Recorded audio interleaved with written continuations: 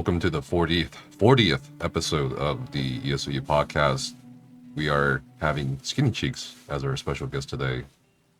Hello, Skinny. Hi. Hello. Hi. So, I mean, I feel like everyone knows you, and I know you. Ollie knows you. Mm-hmm.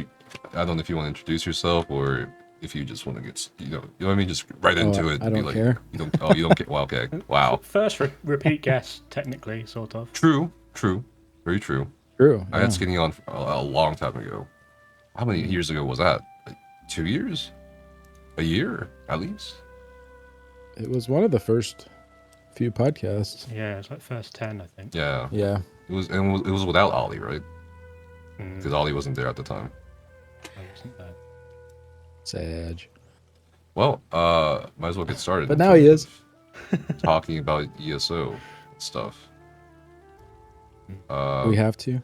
We don't have to. We can talk about whatever you want. No. I mean, these podcasts are, we've talked about so many things like role playing, cosplaying. We had a moon conspiracy theory. We had, Yeah. So we can talk about whatever you want. Honestly, I'm not talking. I don't know how I feel about that last one. You don't? Oh, yeah. You think we landed on the moon? Are you sure? Are you sure about that? No, I don't know. I don't know how I feel about it. That's what I'm saying. I don't know what I believe there. I'll say I have not been convinced that we did. Maybe. Oh, no. Wait, is this like a serious tone or like just a joking, sarcastic tone? I'll let you decide. Okay, but for real. No, we have to know before we can. Yeah, we have to know. I will say it is. It's a less than 100% chance that we landed on the moon. I think people are right to be skeptical of like the intent. For example, you want to beat the Soviets in the space race, right? You do that by landing on the moon first. But like, then you have to be skeptical of the fact that you have to understand that there were thousands, tens of thousands of people working on it. So you have to have someone.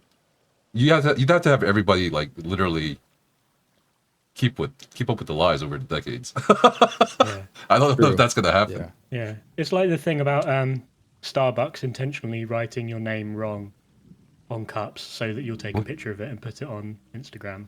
Like, What? no one that's... Yeah, that's a conspiracy theory. There's no one that works at Starbucks that said that's true. Wait, that's a conspiracy. I'm not really into conspiracy theories, but I also don't really. I just keep skepticism mostly, and if I see evidence that something is not true or true, I'll go with that. But I try not to jump on one side or the other. If it's not a subject I've really studied, I'm not going to hang my hat on it. So That's where ESO comes in. Do you believe you have ample enough evidence about ESO to determine what is going to happen next patch? I don't know. With what? Like, a lot of people keep dropping on my stream and that keep asking me what's going to be best next patch. That's the number one question, and I'm just like, well, first of all, the PTS isn't over, so we don't know. And secondly, we still have yet to do more testing. But it's mostly people worry about their classes. I think it'll be a little bit before we figure it all out with all the status changes, and it's looking like, from what I've seen anyways, for pure single target, we might go away from the weapon damage enchantment finally. Now most fights you want cleave, so it's probably not going to be used super often, but I don't know. It's kind of interesting, and I think it's cool and how it splits up the different elements, and I think it's probably a precursor to scribing, if I had to guess, so that everyone's not just like, oh, I want the flame ability, because flame is best always, and gives you reason to go with different options there, rather than, poison and flame have always been kind of the top two, so why go with anything else? Yeah, I'm pretty excited about that enchantment changes because of the status effect changes. I think overcharged is a big one that people are looking at.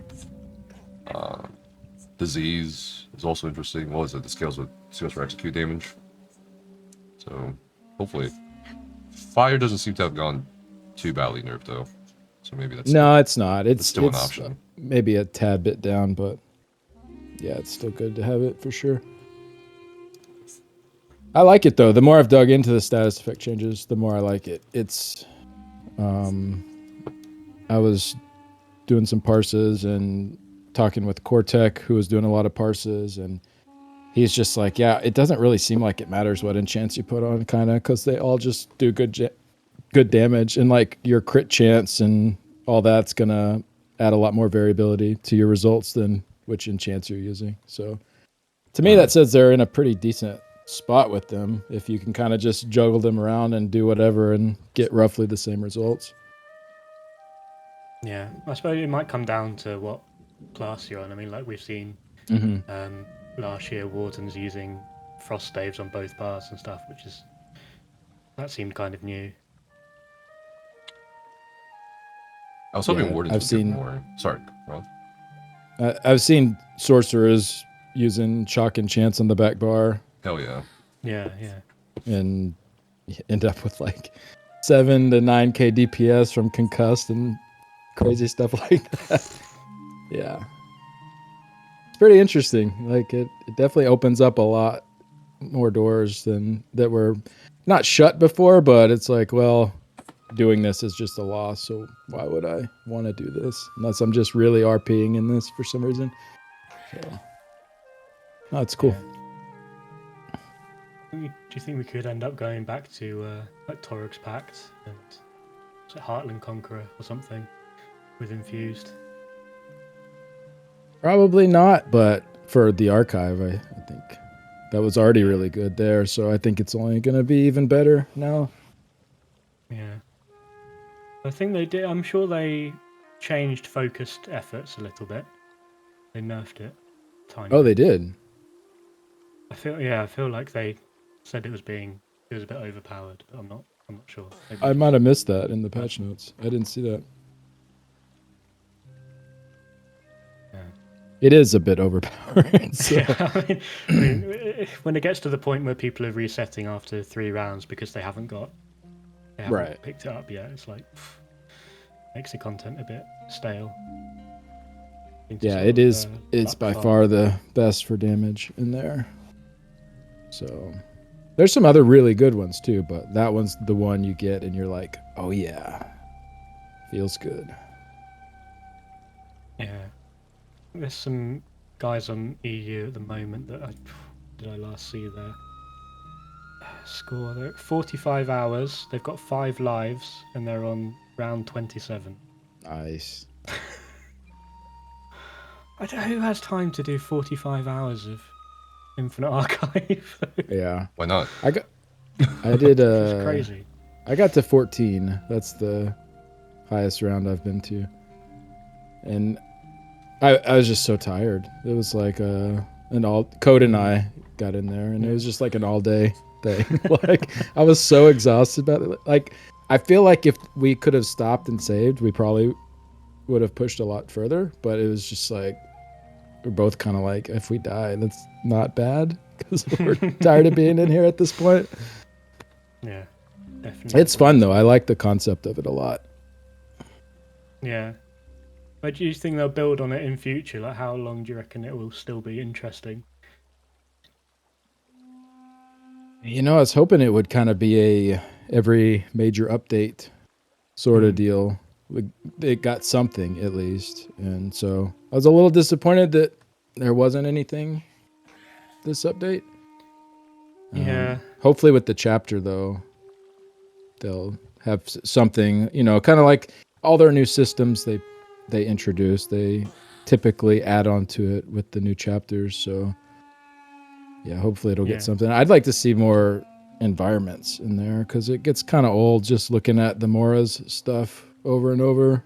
Like, yeah, that's true. Yeah, like give me some snow, give me some desert, give me like all the different nice areas that Tamriel has to offer, not just books everywhere. Yeah, and that could open it up to different mob types as well. Yeah, that'd be great. Yeah, even though it is varied, I don't know. It does feel like you always get the same 4 or 5 different ad packs. Exactly. Yeah, I spent when it came out and on the PTS leading up, I spent a lot of time in there. So I got a little bit burnout just from doing it over and over, and it does start to feel repetitive with the mobs, with the stages. It's just kind of like, all right, I've kind of seen now what they're throwing at me. Yeah. The bosses kind of keep it interesting, but even then, some of them don't really do a whole lot. So I think they could still add quite a bit there. Yeah, and I love the reward system that they're bringing in, like leads and things that you might not want to farm, and that gives it a lot of replayability.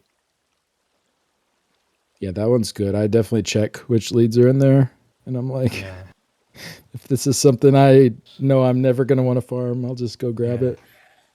I still need the one from Sunspire, the like Dovra Sabatons or whatever. That never seems to drop, and I'm not going to start like a Godslayer prog on EU just to just to farm that. Farm what?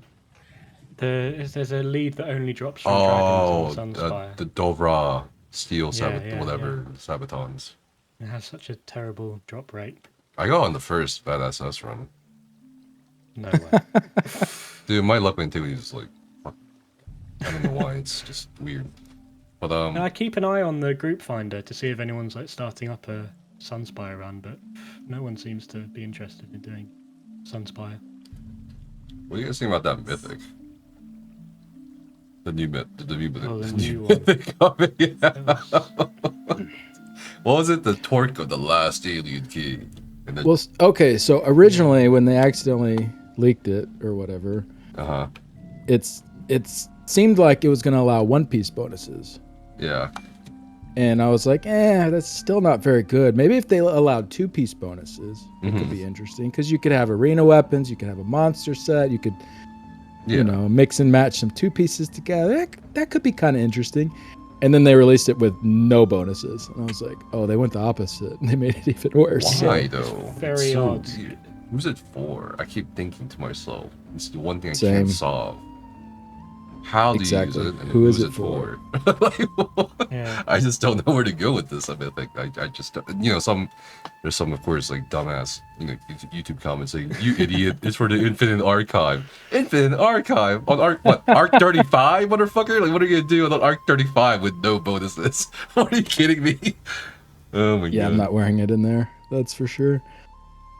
Yeah. The only thing I can think of is like I could throw it on an alt character that I don't want to put gear on or something, just for random normals. But even then, you could just like put some crafted gear on them, and I don't know. Who is this for? Is the big question. And people that don't know any better about sets and things like that, they're not even going to know what a mythic is. So that it's like they're not going to farm it unless they get it by accident. Well, okay, who's gonna be a new player in this game and then just go straight to farming and antiquities or grinding? Exactly, yeah. Antiquities for mythics. I know one casual guy in Cyrodiil, and I turned on logs because I was so curious about his build. He's been running a bow and a resto for at least 8 years. Jesus. I was like, what is he wearing? And yeah, it was full of like 2 and 3 pieces of like 5-piece sets. So it would benefit him. I guess that's the guy. That's the one guy. But then we need to tell him about mythics, and I don't know how long it will take him to farm it. He's licking his chops right now, ready for this mythic coming out. I think we have two. I have 2 theories. First theory is like maybe this is like a mythic for us to turn on hard mode for overlaying content. You know what I mean? Like, hey, you wanted hard overlaying content. We're not gonna do it, but you can do it for yourself in one easy equip button. And I'm just like, that's the same as not wearing anything. I feel like anyone can do that. Why do you need a mythic for it? And you don't get better rewards for doing that. You're just literally just shooting yourself in the foot. And I think my second theory is they're out of ideas, which is a little unbelievable to me for in Mythic. some ways. Because I talked to the item sets dude, one of them, when I was a class rep, and it seemed like at the time there were a lot of interesting ideas, like interesting versions of each set they came out with, from what was said a long time ago. So I'm like a little astounded. Maybe they're out of ideas. And they said at the press meet, if you recall, you were there. They said like, hey, you know, we acknowledge the fact that there's a bunch of item sets in the game, but also we're kind of also running out of ideas for item sets. So maybe this mythic is just an example of that they're just out of ideas. I'll be honest, though, I think that's just a bad excuse. Like think so? Yeah, they have a lot of item sets, but I see people in Discords and like all over throwing out ideas all the time, and I'm like, yeah, that sounds cool. Like there's still good ideas to be had for these sets to go into the game. So for them to just be like, oh, there's so many, we're running out of ideas, like that's not really a good excuse. Like do better, like have better ideas, you know? Like that sounds a little harsh, but like that's kind of their job to come up with interesting ideas for sets. So right, but do it. And if people don't like it, change it. Like they didn't really adjust any of these class sets that no one likes. So I don't know what's going on with that. well, what are the ideas that you've seen? Because maybe it could be a tech limitation, or maybe they could like completely too OP. Like, can you name some examples that you've seen? I mean, like with the sort class set, I saw some really cool ideas for specific effects on some of those skills in that skill line. Like, so on top of having your little monolith thing that kind of sucks by itself and nobody really uses that. Like, one of them was have crit surge, give you major savagery and prophecy on top of brutality and sorcery. Like, you know, it's just like some effects for some of the skills in that line that are pretty much, you know, not even affected by this set. It's supposed to be a set for that skill line, but it doesn't really synergize with a lot of this stuff. So, I mean, I've seen stuff being thrown out there that would be pretty cool. Like that's a pain point for Sorks is, especially with the hybridization not being done. You know, a lot of Stam Sorks run spell power pots because, Yeah. you know, like, and so having, you know, maybe that wouldn't resolve that for them, but it would be at least like, okay, this is kind of tackling a pain point in some way. I don't know. I don't know who's making the sets and like who they're aiming them for, but it just feels like 90% of them fall flat, and then there's the occasional one that comes through that's like, okay, that's pretty interesting. Mm-hmm. Speaking of hybridization, they did mention that briefly at the press meet as well. Like they're gonna focus on potion and food next, which I think and that's good. Yeah. I'm glad he addressed it because it's been something they haven't really publicly talked about. Yeah, but what's that gonna look like? Just let's say weapon and spell power pots are the same essentially, because weapon and spell damage, right? Like what? Yeah, I mean that'd be a good start at least. And you could just pick which sustain side you want with them instead of it. But that's what we're doing now, right? Well, yeah, but with Stam Sorks, for instance, you end up in this weird situation where your class minor doesn't work with weapon power pots. So you're kind of like, well, I guess I'll run spell power pots so that I get my 6% crit increase, because otherwise I just don't get it. It's just strange. It's strange that the class minors have been left untouched too. Yeah, true. I'm sure there was a Nightblade. They've got some extra things like concealed weapon. They've sort of buffed the hell out of that, given that everything again. So like they took away major berserk, but added like a flat Well, they Flat buffed bonus. the skill itself, Right. Yeah. but not like they took away the % damage done bonus. So overall, it's a pretty big nerf for Yeah. total damage for Nightblades. Right. I'd But I'd like to speed see works that on power. both parts. I'd like to see that power put back into their kit for sure. Like, because even with what they had, people don't really run Nightblades in high-end content for DPS. No. So then they take away, Major Berserk is not as good in a raid if you have a Sork or Sorks, but it's still, like, having that always up is still nice, and they just kind of took that away. So I didn't really like that it was tied to concealed weapon. I thought that was a kind of a weird interaction. Like, Yeah. whether you're running that as your spammable or not, you're casting it every 10 seconds to keep up this buff. Right. It's like, it doesn't feel like it should be a buff skill because it's a spammable, but you're treating it like it's like a self-buff skill. It just, I don't know. That one felt really awkward to me. So I'm kind of glad they went away from having it work that way, but they didn't put the power back in anywhere else. So Yeah, it just ended up being a nerf. Yeah. I agree. But Nightblade's such a weird, it is in such a weird spot right now because you have, for the most part, PvP, the PvP side saying you shouldn't buff it anymore because it is absurdly strong in PvP at the moment. But then on the PvE side, it's Exactly. extremely weak. So people want buffs, so it's in a really weird spot that I haven't seen it, with a class in a long time. I think the last class I had this issue was maybe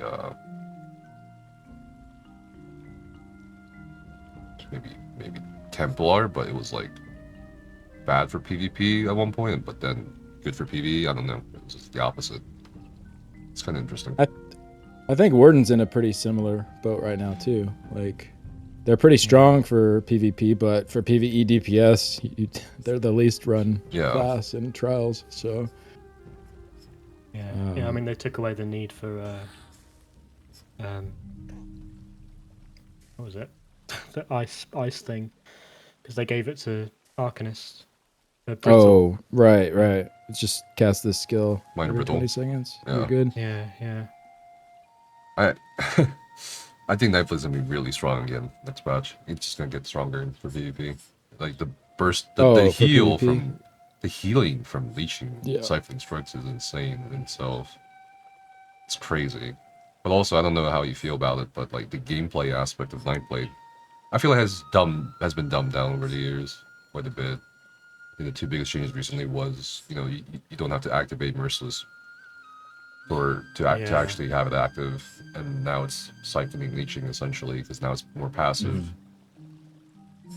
I mean, I think that's the game as a whole. Oh yeah, They've gone that direction, which is, I mean, it's okay. I still feel like when I play Nightblade, I still feel pretty engaged with what I'm doing. Even, Merciless was what, 40 seconds? Every 40 seconds you had to cast it.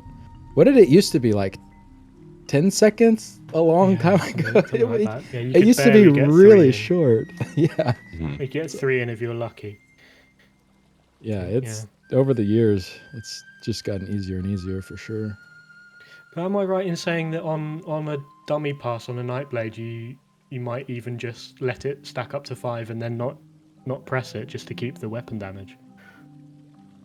I've seen some dummy parses doing that, and I think the high end is a little bit lower, but it's not much lower. You can just hold on to it, and just, especially with something like Rapid Strikes, it's already a really good spammable. Just spam that the whole time instead. Yeah. Yeah, they need to. I think they just need to figure out ways to buff Nightblades and Wardens that are going to be buffs in PvE, but not PvP. And I think there's definitely ways to do that. Take skills like Twisting Path.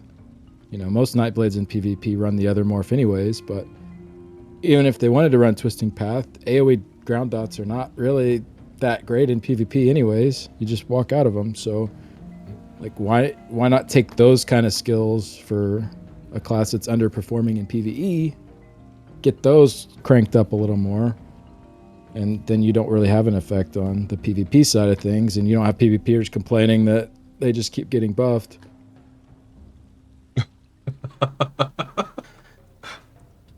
Yeah, honestly. I mean, Yeah. Yeah. I mean, it's things we've been talking about for years now. I feel like at this point. Yeah. I mean, I wonder whether the further we get away from the launch of Arcanist, the more balanced those DPS classes are going to be. But they're still trying to push the DLC classes. Why not just buff up everybody to the level of Arcanist? I don't understand this philosophy of needing to nerf everything. Yeah.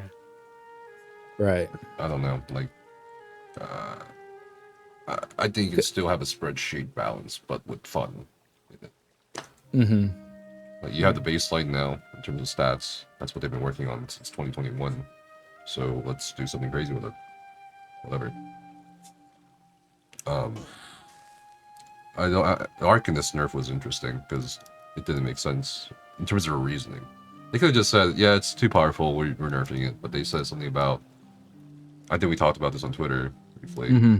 Like, why would you say you want a more complex rotation for the Arcanist to incentivize more complex rotations apart from the current rotation with 3 flails and a beam, but then you're also making Necromancer, I guess, dumbed down. Well, and Nightblade. This is a little weird. What's the threshold for this? What's the? Is it subjective? Like, is it the perspective of a combat dev that Arcanist is too simple, but then Necro is too complicated? I think they said for Necro that that's complicated because they might be using that as a reason for like, maybe the reason why Necromancer as a class doesn't get as much playtime or engagement as, I don't know, the newest class. Yeah. I think there's so many other reasons why Necro is bad or is not liked by a lot of players, apart from rotation. I think rotation's like not a very high priority thing. It's always just been the targeting with blast bones for me. That's the main pain. It's annoying, but it's not like the only reason why I don't like Necro. I think there's bigger reasons. Like, for example, and it's because of their changes. Like, their changes to Cola recently. Now you only need 1 Necro for a raid. Like, if you want to really optimize. Yeah. So, I mean, not everybody wants to play a support class. At least in PvE. Yeah. I agree with you about Arcanist. I don't really think the nerf is that big a deal, but their reasoning did not really make sense because the rotation's not going to change. Like, you just have a tiny bit less damage on it now, but like you're still going to do the exact same thing. So Yeah, I mean, I get what they were trying to say, but there were no other changes at all. right, To incentivize If they'd like buffed up Rune Blades, exactly. Yeah. Why did they touch Rune Blades? Like, you want us to use a different spammable maybe, or do you want us to rely less on beam? It feels very conflicting in terms of the messaging because if you remember from last year, they marketed the beam really heavily, extremely heavily, in both trailer footage and gameplay footage, on socials. So why are we now kind of trying to get players to move away from beam if that's a very hallmark feature of the class? Makes no sense. Yeah, I mean, I feel like they could, buff flails execute damage to make it so that, you swap to flail at a certain percentage rather than beaming, and that could make it more interesting. But yeah, it's like you say, if it doesn't change the rotation, then it's not really a difference, and it's not achieving what they say they want to achieve. Right. Yeah, I agree with that, and I agree that I would have rather seen them buff up the AoE potential of other classes. There's stuff like Twisting Path, Blazing Spear, Talons. Yeah, maybe not Talons. Templar. Talons is pretty good. Talons is in the past. But yeah, like Sork's Lightning Flood. That's nice that they got a AoE increase, but it's still like feels bad to run that as a Sork. Mm-hmm. It's like, yeah, I'm helping the group out, but it sucks for my damage to run it. So Yeah. there's all these areas they could touch to bring up the AoE from all these other classes to make them more appealing, rather than knocking off some of that beam damage. Do you think they're afraid to touch more things than they already have in this BTS? Not like afraid, but like wary. It feels like Maybe. that. Like a backlash. They did do it quite a bit, especially with Sork, which I actually like most of the changes. I think they're pretty interesting. So maybe they just didn't want to do too much at once. I don't know. Yeah. I mean, we're still yet to have the quality of life change that will be coming later this year. Is it like quarter 3 or 4 or something? Quality of life for housing, or do you mean like is that other? just for housing? No, I mean, there's a they're new going to- housing feature which we can also talk about. But they did mention Right. other quality of life updates with quarter 1, quarter 3. Quarter 2 is bug fixes, I think. Quarter 2 will Right, probably yeah. have the bug fixes as well. So yeah, Every we patch might has bug see fixes. more changes further down the line to different skills. I saw someone in my comments. I thought this was kind of interesting. Suggests that Nightblades, when they end cap, the damage they deal to that target splashes out to targets around as well. Oh, like an AoE for component. Yeah, I was like, that sounds pretty cool, actually. Like, that's... Yeah, so that's similar to that teleport strike morph, like one of them does splash damage, right? Mhm. Yeah, it's like a thematically it would work for the class. Hmm. Speaking of comments and stuff, I saw, and I think Arteo also made a video about this recently. Yeah. I saw a comment in chat earlier, and also in a bunch of, it's so weird, about how ESO is a dead game. What's your opinion about ESO being a dead game, guys? Not at all. Like, I don't... Do you get those comments don't on your get YouTube that. videos too, or not? Oh yeah, all the Oh my time. God, it's so Why do annoying. you still make content for a dead game, Skinny? You're better than this. I mean, is that a compliment or is that? Yeah, it's kind of both. that one's kind of both in a way. Yeah. But I'm like, if I don't want to play the game anymore, I'll stop. But like, I still like the game, so.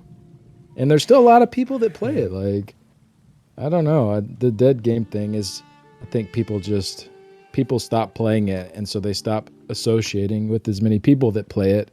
And so from their perspective, it looks like not as many people play it. But I mean, judging by people watching even this PTS, like people looking at the videos for the updates, and like it still feels about the same as it has in the past. Like there's still about the same level of general interest. Yeah.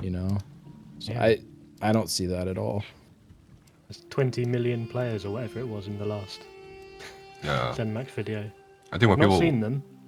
But they're there. They're there okay, somewhere. that number is so exaggerated. I feel because they're counting Yeah. past account, like not active accounts as well. Like, at least 10 of them are Elias, surely. Yeah, sure. I have 10 accounts as well. Yeah. So. Yeah, and then you have to take into account people can make free accounts for free to play weekends, so they count that in their metrics. It's so exaggerated.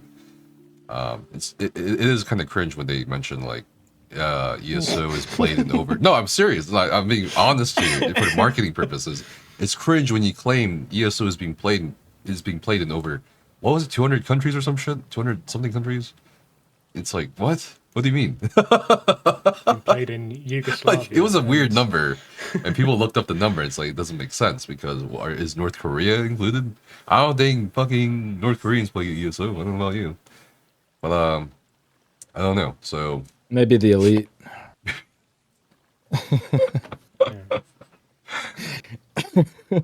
I don't know, but that I think the number bloating is kind of cringe. But I get what they're trying to go with that. It's whatever. It's just marketing.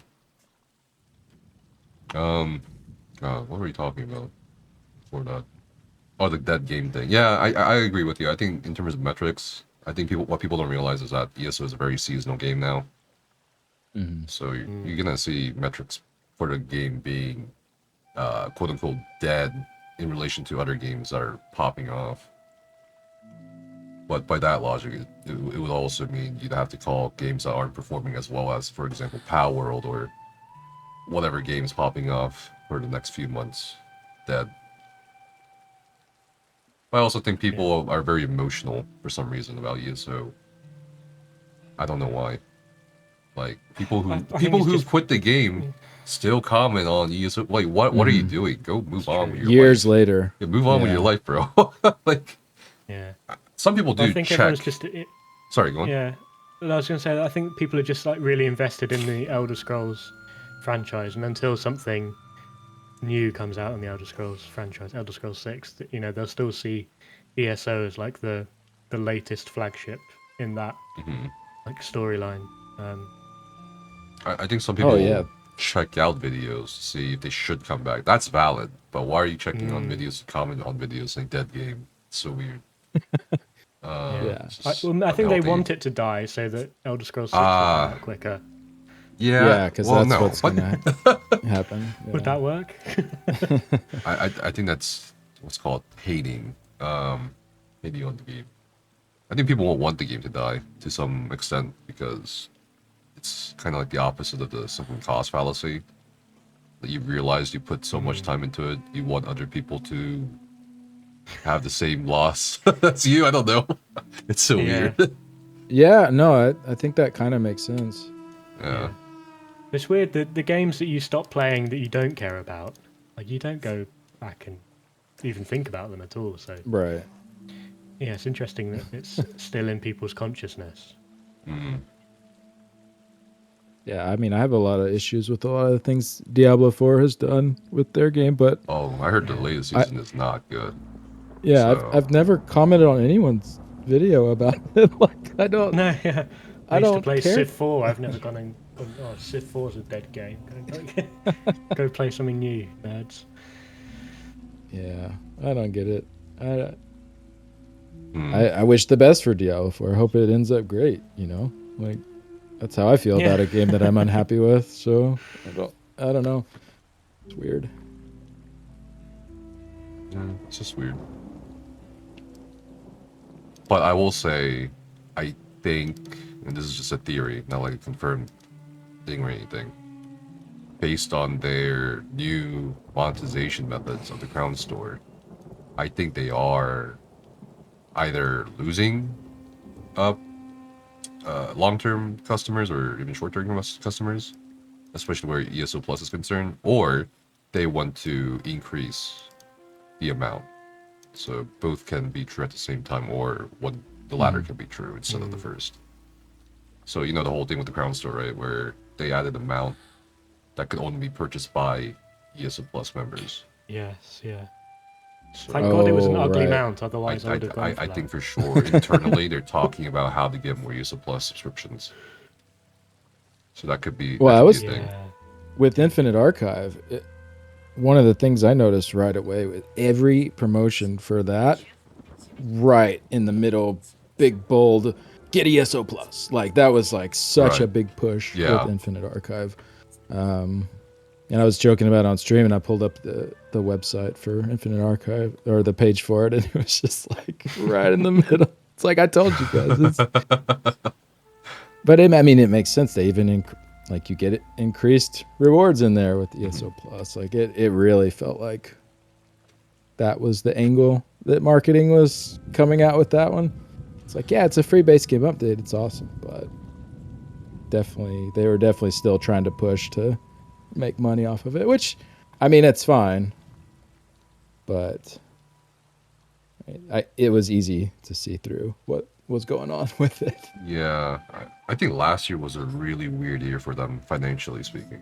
Like, yeah, they probably saw big numbers for Necrom, but then they had the whole Crown fraud fiasco going on for a couple quarters now.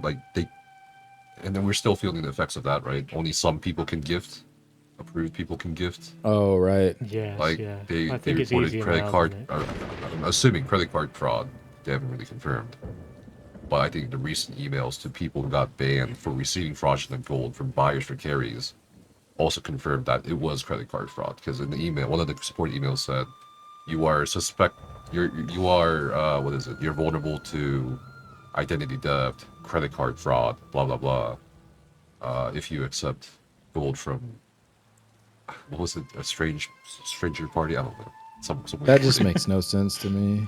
Don't take gold. Like, from strangers. how can you know where it came from? And it's an MMO. Like, that's part of the whole economy is taking gold from strangers. Like, Yeah, that's Yeah. the weird thing when they banned the carry leads, the raid leads for receiving the gold from the buyers. How do you determine that, or do you just not do it? I guess it's the safest way, I suppose. I've heard about this and I haven't really commented on it a lot because I don't know like the full thing, but it makes me feel like maybe there's more to the story. Yeah, that's what I'm kind of thinking too. Yeah. It's like why would they ban people for that? Like it's clear like you can't know, but maybe if there was something like maybe if there's more to the story and they did know. I don't know how you prove that, but I don't know. What's That's weird is the people who gave them the gold didn't get banned. That's pretty weird, yeah.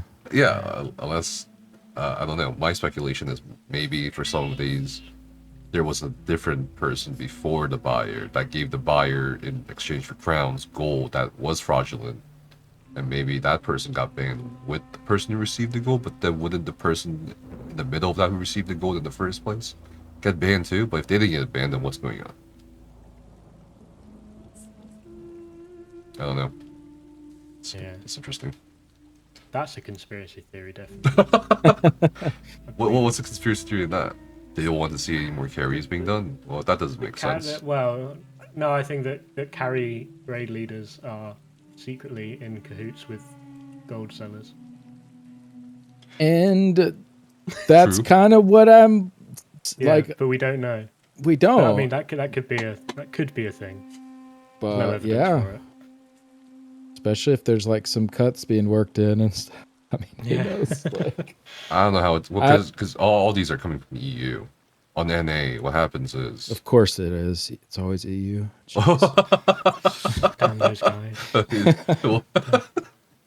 well, on NA, if it's discovered that they bought gold, they're denied because the raid leads on NA don't want anything to do with fraudulent gold. But then, I don't know. I feel like in the past there have been some cases, suspect cases, of people definitely buying gold for certain carries that were done at NA. Yeah, well, I mean, when some of the carries cost like 1 billion gold and they're buying, I don't know, they buy like 2 of them a year. Like, how are they getting that Two kind of them a gold year. if they're not? You know, I mean, like some people are spending insane amount of money on carries that you'd. Well, that would be you what, wonder- probably you like wonder where they $4,000 worth of crowns to sell off. Maybe. To get Well, that yeah, That's kind the of hard money. part, though. Yeah. There are people who spend thousands of dollars, tens of thousands Right. of dollars on crowns, which is crazy. But yes, it's done. So it's hard to. Yeah. It's hard, unless you ask them straight up. Yeah, I mean, there's no way for the people organising the carries to verify whether the person with the gold has sold crowns or whether they've bought the gold. Like, because you'd only be taking their word for it. Unless they Right. ask. Honor system? Well, who are they going to ask? Oh, you I don't have know. to tell the truth. I was gonna mention something. I forgot. Something before this. I hate when Yeah, my mind does this. I don't have a problem with carries, but the part of carries that has always bothered me is the whole buying crowns with real money and then selling those for gold, then buying the carries. It's just always felt a little bit like this probably shouldn't be a part of the in-game economy. Yeah, you I know? mean, we raised the exact same concerns when this happened, but nobody gave a shit. Both players and devs, I don't think gave a shit. On one hand, it's Right. more money for the company. On the other hand, you don't have to buy things from the company directly anymore with real currency. So nobody gave a shit. Nobody really thought about how's this going to affect guild traders or bid amounts. How's that going to affect competition Yeah. economically? How's this going to affect inflation? You know, I think during the time when crown gifting was disabled, prices tried to stabilize. Right? It felt like a lot of prices were stabilizing or going down again. But after he came back, of course, same story.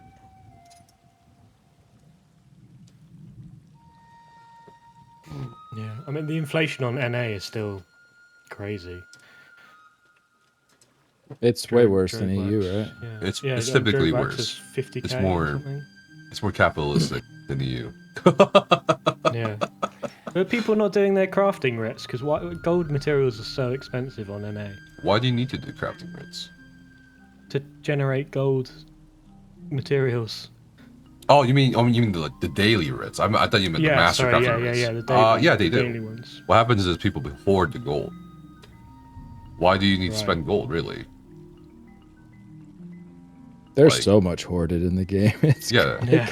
Well, There's people with just thousands and thousands of the gold. and that's what for at least the That's, lab has. you know, it's- What, 4 years now? We've been asking for some sort of new gold sink because there's so much gold that is not being used.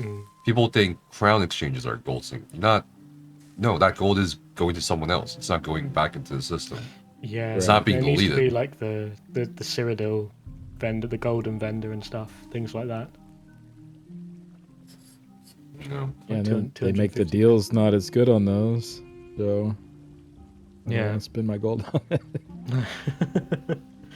And plus, if we're getting like loads more keys next patch, then we might actually be doing dungeons again. What do you think about that Fire Daunted range. rewards thing? They increased the amount of keys, which is fine. But I think it's a good idea. I think it's good. It's only for the DLC ones though. yeah, well, no, for all of them, Is it? they increased by No. one. Yeah, I think if they're not yes. all doubled. I read through again. It said it named the other two. Oh, plus right, said, right. Went It from 1 said to they 3. won't be affected by this. Yeah. It's one from 1 to So- 3, right? I think they should have bumped them all slightly. Yeah. But it's still good, I guess, that you do a round of pledges, you'll end up with a little more than you did before, but There's what about there's so many transmutes? monster shoulders. Like new player coming in, like how many keys are you gonna have to farm to actually get all the shoulders you want? Like that's insane. How about transmutes, or I don't know. It really feels like they're really afraid of putting in rewards for the game. And this kind of goes back to what we talked about item sets earlier on, because there's so many now. And this is a question I pose to a lot of people, which seems to have varying answers. What could be replacements for item sets in the future if they want to get rid of item sets from DLC dungeons? Like, what really incentivizes people to do dungeons apart from item sets? Apart from achievements that not a lot of people go for in the first place. Right? Furnishing recipes. That's going to be it. Yeah, I guess. I don't know. But- Like recipes for something or That won't get me in there. style motifs. I mean, I go in. I like to do the dungeon trifectas and all that, and you know, once I do that, if there's good gear in there, I might keep farming to get that, or come back later if they make a set good in one of the dungeons or whatnot. But it's mostly like beyond that, it's mostly just farming gear is why I would do a dungeon a bunch, or maybe pledges. I don't really need keys lately, but yeah, I mean something else to do dungeons for would be cool, like some other kind of reward. I mean, right now the sets are, I don't really want any of them anyways that they're coming out with, so I'd rather anything else be in there. What do you think about the reward system for Infinite Archive? Do you think that could be something they could do for dungeons? I think it's good. But again, I wish the sets weren't bad. Like, I think the setup is good though in the archive. There's tons of leads that drop. There's tons of currency you get that you can spend on rotating vendors. Like it's. I think the system they set up there is really good. But Yeah, I have no yeah, interest in farming the gear because, yeah, it's Like, just not fun. spending undaunted keys on like dungeon leads or something like that, like they've got in Infinite Archive. There could be other things to buy with your undaunted keys than your monster sets. True. So Yeah. I mean, people don't even really use the monster. 'Cause you only need like one helmet, and then you don't need a shoulder because you're running a mythic. It's very rare you even need to buy the shoulder unless you're like tanking or healing. Going back to transmutes for doing dungeons, I don't know if that will actually work. Realistically, like, how many transmutes do you get per clear of a dungeon? And wouldn't people just spam that fucking Grotto one? You know what I mean? I don't know. Yeah. Well, at the moment you get 10 for a random, and then pledges you get like 5 something per pledge. Then you might get like 1 off a boss. Maybe. Yeah, I mean, they definitely could up it. And Battlegrounds too. I think they need to Battlegrounds. Yeah. up the guarantee for that too. The guaranteed. What do you get? Like 1? I think it's 1 from Battlegrounds. Yeah, 1 from the. You might get White 10 for your random shield. one, possibly. Right. Yeah, that's true. From the rewards, words for the worthy, you could get. Yeah. Oh, yeah, and you could get up to 20. But it's still like random normal. I get 10. Do a random BG, I get a guaranteed 1. So it's kind of like Yeah. roughly the same time investment. And you might not even get the battleground ones are not guaranteed. You have to come like first or Right. second as well, right? If you lose, yeah, you're just out of luck. Get your battleground runner style page. Yeah, I wish there was a way they could like track, because I know why they don't give third place anything, because they don't want people to just queue up and not do anything and get rewards. I think it's because they want those same losers to queue up again. So it populates the queue system. That's the only thing I can think of. No, I really think though. Like, imagine if you got rewards for third place. But why? You could just sit there and not play the game. Like, you could just keep queuing and then just do something else and just keep your character going in and getting rewards for not even playing. Exactly. So I see why they don't allow that, but if they, I don't know, maybe have a more strict boot time. Yeah, something to like, because that does suck. You know, you spend 15 minutes in there or whatever, and you get last, and it's just like, when all you right, lose and it's not even your fault. Like, you know, right? You've got more points than the rest of your team combined. Yeah, you got Cav on your team or something. Yeah. Yeah, I mean, you can lose. You do then? 100%. Yeah, maybe like you can get points if you lose, but you need a minimum amount of like score in the battleground or something. You need to score like 1,000 medals or whatever they are. Yeah, that could work. And it's like, all right, you at least were participating. So. At least press W, A, S, and D probably. Yeah. Yeah, I think ESO is a really weird mix of a problem here with rewards. First, there's not enough rewards for different levels of gameplay, or even within a category of gameplay, whether it's Tales of Tribute or whatever. But also, the other side, the other thing is, it's like they also currently reward everybody, with the exception of a couple things. Right? Like, you don't really need to place first. You can just place second or 90th place on the leaderboard to get something. I don't know. It's a weird blend. Yeah. And then they release new systems which have a better reward structure, but then the old systems, their reward structures don't get revisited, which is a bit frustrating. Like trial leaderboards, I don't know anyone that's done a weekly trial on purpose. It's so bad. I think the last time I revisited trial rewards was 2018 or 2019, somewhere around there. I remember going on PTS to find out how many transmutes were being offered from the coffers and stuff like that, and the dailies, and it was a very minuscule bump. That's what we have today. Yeah.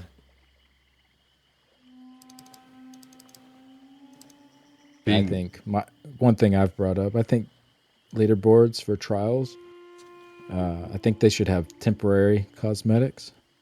Like Yeah. while you're on the leaderboard, you have something you can equip. a title or something. That's something we brought up many times too. I feel like. Like like have the something to show Emperor off. Like title. I'm on the leaderboards right now. Like I don't know. That could be a cool thing to add in. At least give people a reason to want to place on there. Like right now, the patch leaderboards don't give you anything for trials. Like at least the weekly gives you like, here's the copper, you know. Yeah, exactly. Everyone gets the same thing, but no A matter set what. piece that you've already got.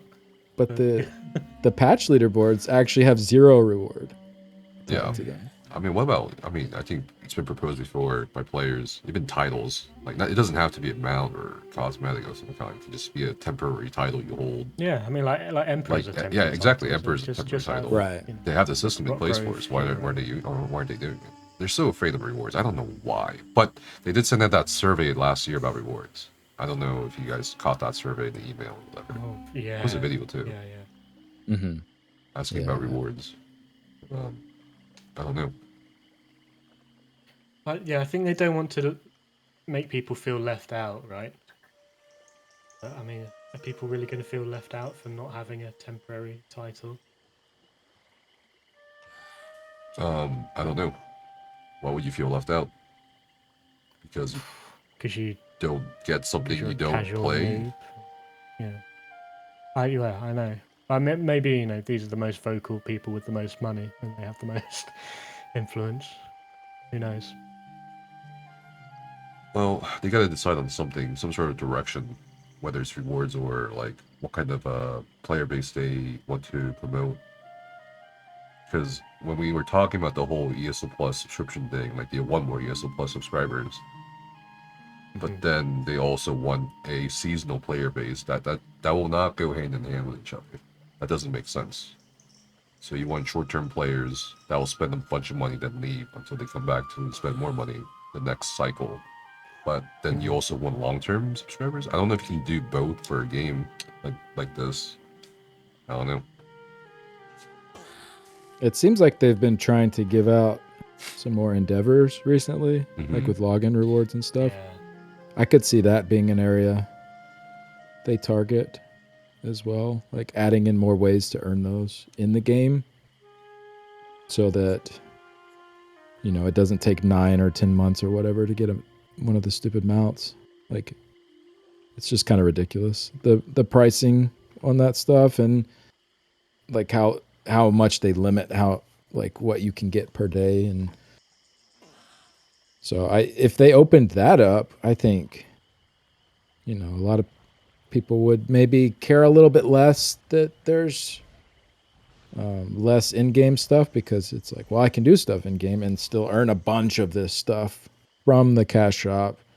Whereas as it is now, it's like I can do every single day, do every single thing, and it takes me like 9 or 10 months to get one of the Radiant mounts. It's like it's a bit much, you know. Like,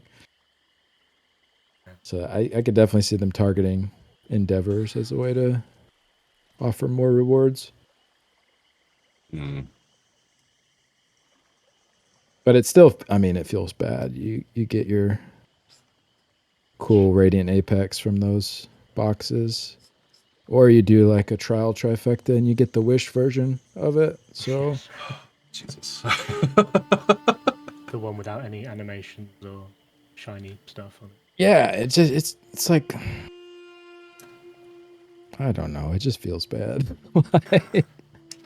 Have you got the mount from the Infinite Archive yet? No, I didn't. I'm pretty close. I think I'm like 8 away, but I don't think I've even seen it. What is it? I quit doing archive runs I think I went like into a month into the patch. Yeah, I think I went into Infinite Archive like twice. That's it. Like it was okay. It was alright. On the technical scale, I think I found it impressive, especially with how they did the boss fights. Not the final art boss, because that's just the same thing over and over, but the other randomized bosses. The like Infinite Archive versions of the trial bosses and dungeon bosses, I think done really well. Yes. It's probably a headache doing like developing that. I was very impressed. I ran it a ton when it came out, so I just got kind of burnt out because I ran it so much and it took so long each run. So I'll probably get back at it at some point, but I needed a break from it. They're adding the style pages back in, so you'll have to go in and get those. Oh yeah. Some of those class styles look pretty good, actually. Yeah, there's a big controversy around that because you can't use other classes' styles. No way, really? You can only use your class's style as a cosmetic thing. So Okay. people are like, I want the Nightblade mask on my Templar or whoever. COVID mask on every character. Yeah. That's interesting. That's only class specific. I get the item sets because that's an interesting concept, but I don't think fashion should matter. Right. That's kind of weird. The only thing I think of is they put like on the actual sets, like there's like Nightblade logo on the Nightblade set, so it would be a little weird. But I can wear a Daggerfall outfit on a packed character. Like, who that's cares? true. Yeah. True. What do you think is going to be since we're talking about alliances, what's going to be the PvP update? Your opinion, Skinny? We have had some theories on the New Year I can't even theory. remember what we guessed. Yeah. Last week. What are y'all's theories? Because I haven't even really thought about it. Last time we had Gwen on, and I talked about my theory. I forgot what we guessed. So my theory was, it's Q4. It's a Q4 update.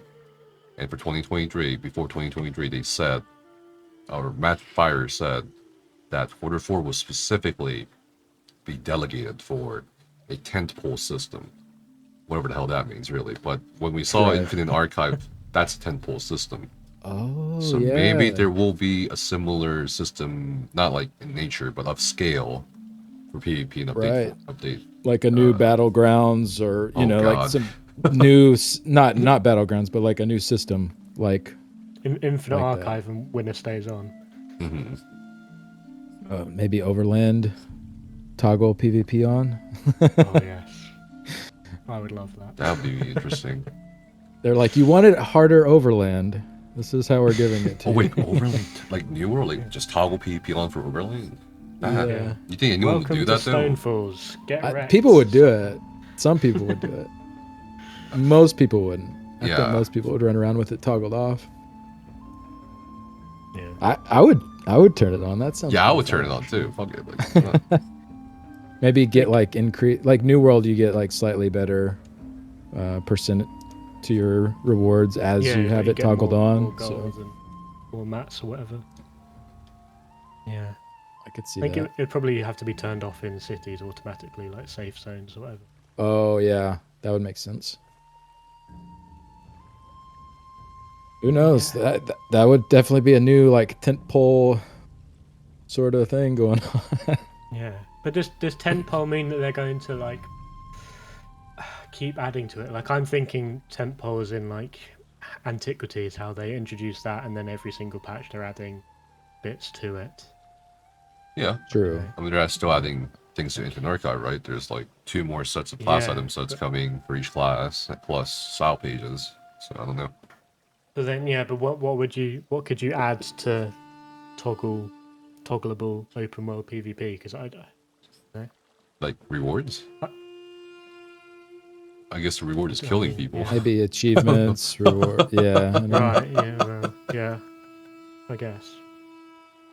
Unless they're counting each new DLC zone or whatever it is. Here's an interesting idea from chat. Dark Souls style invasions. You and your team are full vid on the Godslayer run.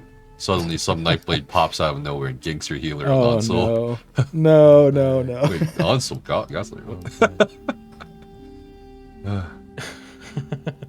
Yeah, what's Ansel doing in the Godslayer? Okay. Yeah. It's such a hard one to predict because we've not had any PvP updates for so long. Like, what other kind of mode could you really add other than team versus team or guild versus guild? Yeah. That's one thing I can think of. Guild versus guild. I mean, they could do that in the battlegrounds as well. I guess, but so we also talked about this last podcast. So if you watch the PvP tournament hosted by Zos, and yeah, they did this PvP tournament. I think it was during QuakeCon. In 2014, it was in a Battlegrounds format before Battlegrounds came out in 2017.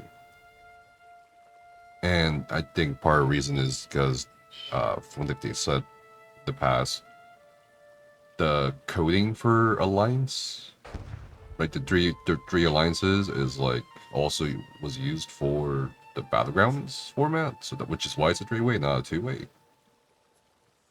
So I don't know if they can easily change that. Yeah, I don't know. Yeah, I mean, it's like a technical thing. But I just feel like, I mean, I've been in Battlegrounds where it is one team versus the other team because the other 4 people have left. Yeah, that's true. Just make 3 teams and then kick one of them. It's, it's fine.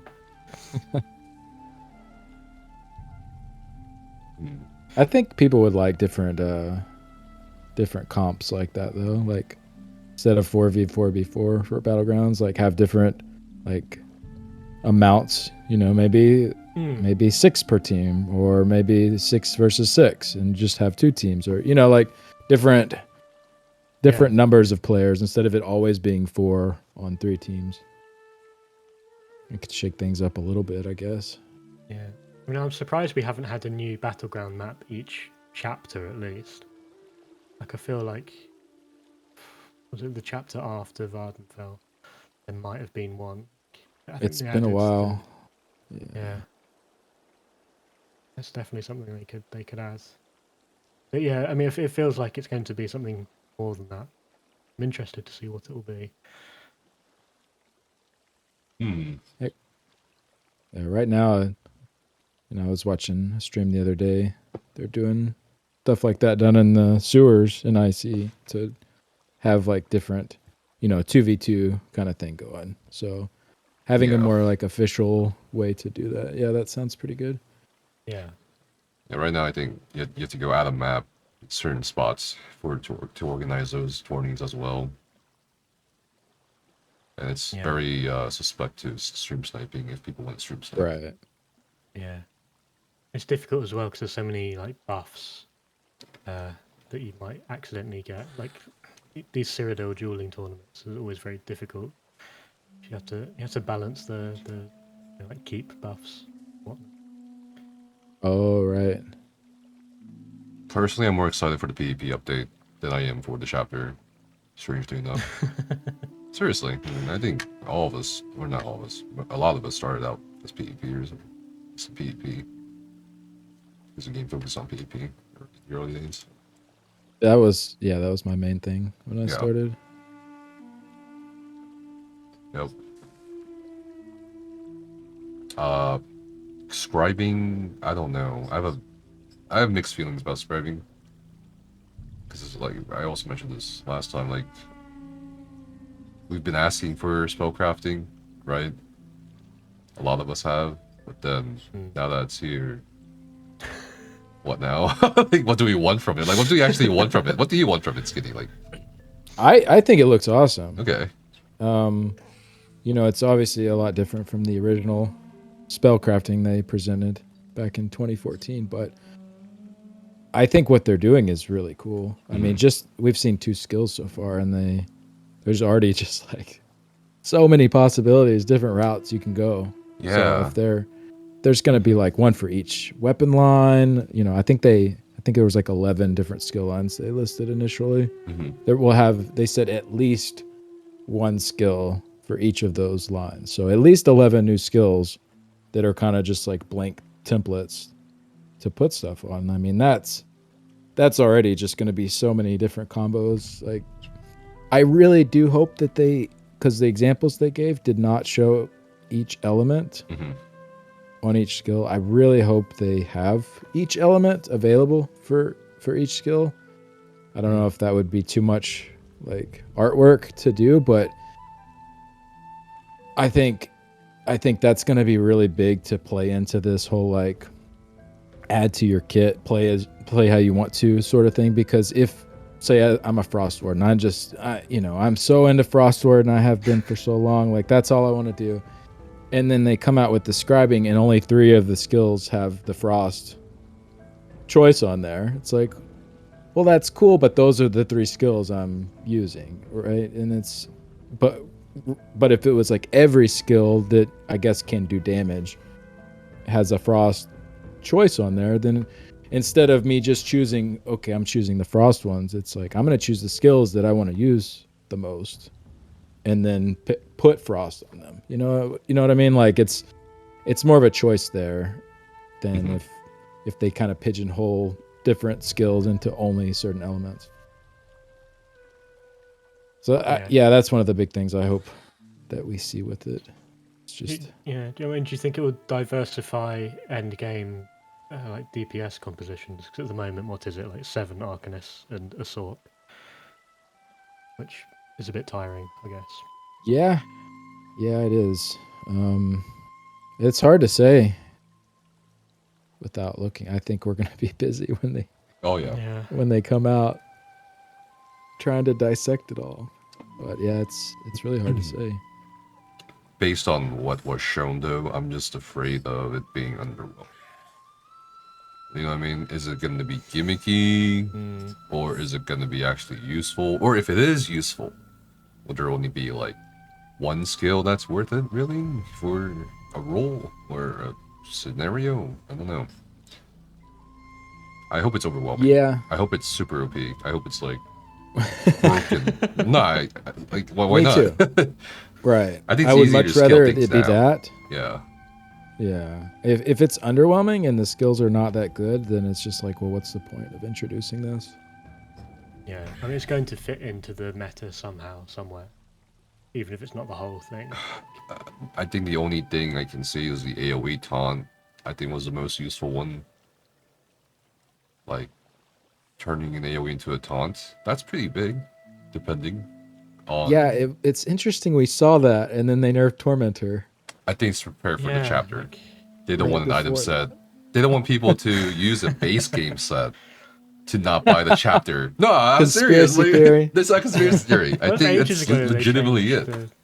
You know, they've done similar things in the past where right before a chapter. So I don't know. Yeah, didn't they take that one was they weird. Took like minor toughness away from Warhorn and then released Warden? Yes. Like... No, that was after Warden. Oh, was that after Warden? That was after Warden came out. 2 patches after. They moved it from Warhorn to Warden. Then they removed Major Vitality from Templar and gave it to Warden. Yes, yeah. So they do things like this. So, yeah. They've been known to do. Yes, they've been known. But yeah, that was a weird change too. Tormentor, like who was it hurting? It's not like you needed. It's not like you need to AoE taunt. I don't know why people want the AoE taunt, but you know what? Whatever, let them. It was making the Banished Souls 2 pledge too easy. Because you could keep all 4 Daedroths alive without having to multiple taunt. People getting too many keys. It was ruining the economy. Wait, isn't that where that set comes from? Yes. Yeah. It's like it's made the for ultimate irony. Yeah. It's I hope there's at least one ultimate in the scribing to start off, though. Yeah. Ultimate? Yeah, I can see that. Maybe 1 or 2. I think things will get more interesting when they release scribing skills for classes. Because they specifically mentioned they wanted to get the weapon, guild, and world skill lines out first, so that they don't just do one class at a time. What's that going to look like? Like, you can change your engulfing flames into what? Like a frosty breath. Frost. That'd be interesting. That would be interesting, actually. Yeah. Styling's coming out. What do you guys think about that? I think that's a win, for sure. Changing the aesthetics of your skills. Why not? And your pet skins are a possibility now. That's pretty cool. Yeah, those will be in the Crown Store, but the original ones, they stressed in the new chapter, it's all available in game. The first 22. 22, yeah, the first 22. Yeah, Right. they didn't say anything beyond the first 22. Oh, absolutely, they're gonna add things to the Crown Sword for styling. Why wouldn't they? And they're Why gonna wouldn't look like super flashy and crazy, and and then I'll be like, and I got my free orange barbed trap though. Orange Yeah, like- barb trap. Orange mage light, which no one presses ever. Well, I'm excited about the pet skins. Pet skins are a possibility. They said, right? Yeah. Like And I instead feel of like that's purple long monkey overdue, and a 'cause purple we- bird. It's not gonna be what? It's gonna be a phoenix or some shit. Yeah. Flame atronach. A cat. Cat. Yeah. Yeah, you need one flying one and one ground based one. Just skins I for. mean, aren't they? They're making non-pet Sork a bit more viable. I think I Mhm. read. Yeah, yeah. It's actually. I mean, I still think it needs more, but It's just raw stats right now, or not raw, but max stats. Yeah, we won't 10% even get to stam and use mag. our pet skins then. 'Cause we'll be, Yeah. I mean, I mained Stamsork for probably like a year, way back in the day, and you know we didn't really use pets back then on Did you have Stamsork. Clanfair, So maybe? no, I did. This was before that was even yeah. really used, and I liked that. You know, that feeling of Stamsork as just a couple of dark magic-y kind of like styling things, but like using weapons. I liked that theme to it. So Yeah. I've never really liked the pets on my Stamsork theme, so I like that they're getting a bit of a buff. Yeah. Was this in the days of the purple bound armor? Remember that? Yo. Running around with your pink armor on. Oh wow, that was. You had to toggle it, right? Yeah. Back then, Forgot it was about just that. passive. You had the ugly ass Daedric suit of armor on you, as long as you Yeah. had the skill slotted. I think you had to remember press it once. You had to press it once, yeah. Oh, did you? And it would I like thought it was toggle passive. on, and then it would just stay on. You have to be on both bars still. Yeah. The same with like Mage Light and Engulfing Flames. Not Engulfing, Flames of Oblivion. Had to double bar that and it would stay on the whole time. What a time to be alive. I think they changed that like just after Hrothgar. Back in my day. Hmm.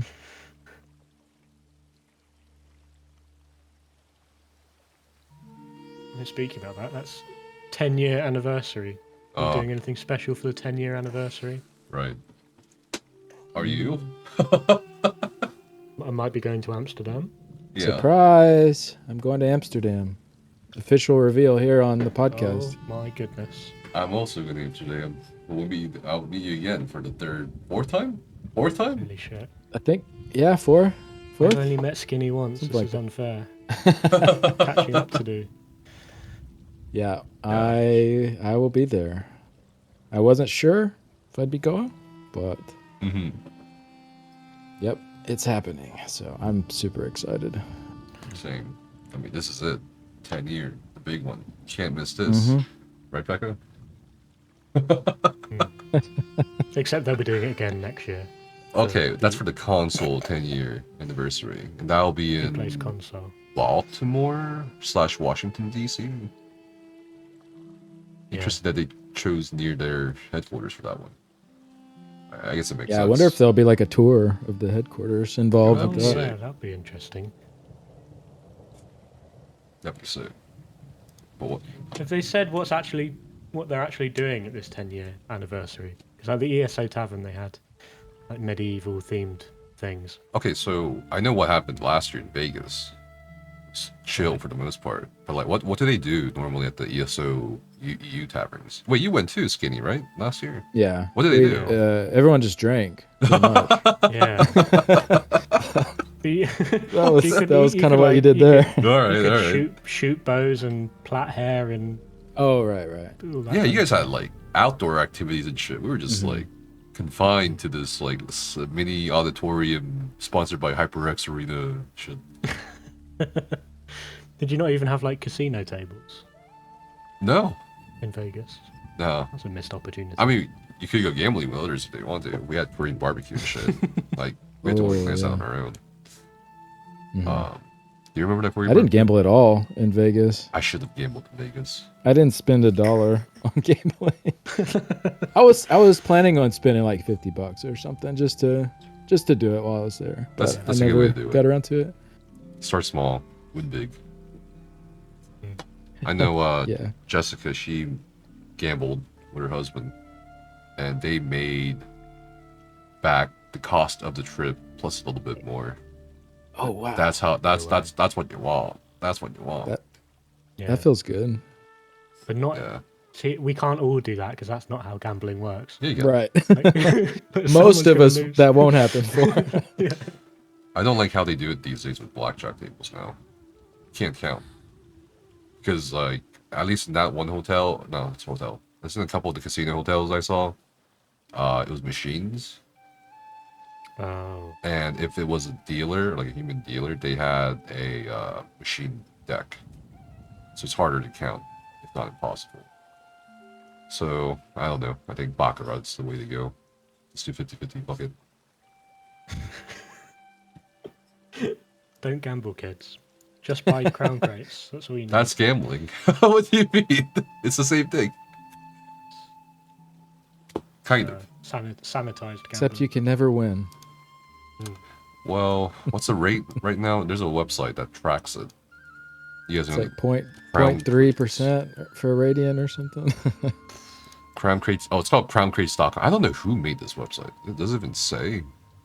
Zenimax. No. It's by a guy Inside job. called Fonter. Alright, anyway, let's look at the Celestial Crates. What's the fucking rate for Radiant Apex drops? No, it doesn't have any data on that one. They Surely haven't they- dropped yet, so Yeah. Okay. Isn't the rate the same for all of them? For a I think it should be, yeah. for a Radiant Apex Dark Delirium Cinch, 0.12% chance. Okay. And they've only If you tracked buy 11 1,000. reveals for it. So yeah, so that's roughly 0.3-ish to get one of the Radiants, I guess. Yeah. And the RAM of Dark Delights is 0.03%. Oh jeez. Oh. It's Oh so yeah, bad. there's tiers. There's tiers of Radiant Apex, isn't there? Some are more expensive. I didn't realize they like tiered the drop rates Yeah, on those too. Yeah, that's harsh. Oof. It's weird because for Seals of Endeavour they all cost the same, but then Right. Crown Gems there's one that's more expensive. Oh yeah, that's one thing we were talking about those earlier, and that's one thing I wanted to say. I hate Yeah. how they don't make even conversions on that stuff. Yes. Yeah. Yeah. It's so slimy. Like it makes you like have to be like, well, this is a little bit better if I get this with Endeavors, but I should still get gems for this side. And it's just like, just make it user friendly. Why? Like, Yeah. come on, this isn't a mobile game. Like, I think on the topic of Endeavors, ESO players don't respect themselves enough.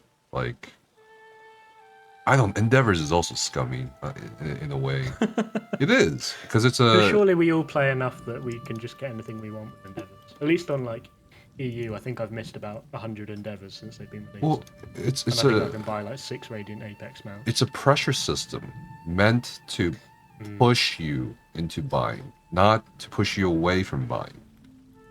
Right? Because it takes so long to accumulate enough to get what you want. And then right. best part about that is, and this is how it works, the FOMO, feeling you're missing out because those things are only there for a certain amount of time and there's only so many Endeavors you can farm, which means you might, if you don't want to miss out, need to buy that instead of farming Endeavors.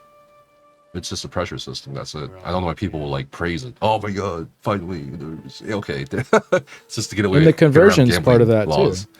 Yeah, exactly. Because it's like I want to save up to 16,000 because that's the best deal, you know. Like, and so spending Endeavors on anything else besides the 16,000 ones, it feels like it's a bad use of them. Exactly. You know. So Yeah, then I'll just miss out on all that other stuff unless I want to gem it, you know. Yeah. I don't like it.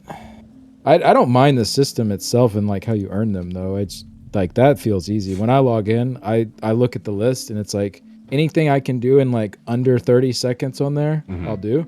Okay. And if it takes longer than that, then I'm just like, whatever, I won't do that one today. So Yeah. I don't. Yeah, most of them you can get by accident if you do your like, crafting dailies. Mm-hmm. And then like one survey maybe. Yeah. Yeah.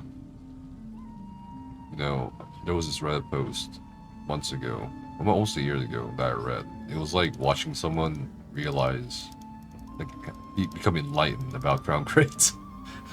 They spent over like 20,000 crowns on crates from their ESO Plus accumulation. And Rookie then, numbers. yeah, and then their last statement was like on the post, crown crates are a scam. If you ever think you're spending money on crowns, don't. I think Apex Legends does it better in terms of loot crates. Like after a certain amount you buy, you are guaranteed the kind of equivalent of Apex or rating Apex for ESO. If that makes sense. But you're guaranteed there's a cap. in ESO. If you buy 1,000, Okay. you can buy it with your gems. Yeah, it is kind of their fail-safe. I remember when they first introduced the Radiants and you couldn't gem them.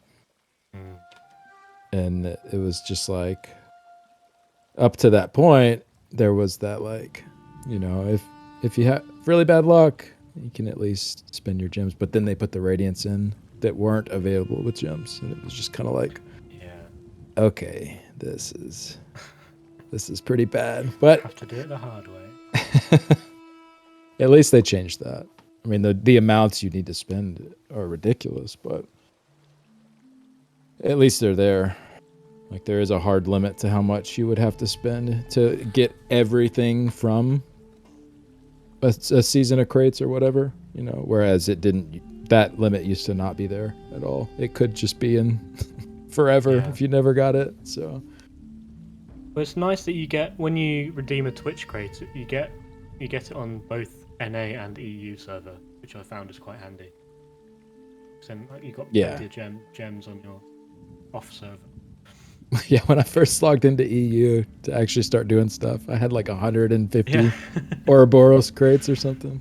Yeah, that was I pretty spent cool. them all on riding lessons. I'm not going back to 0% mount speed. I can't do it.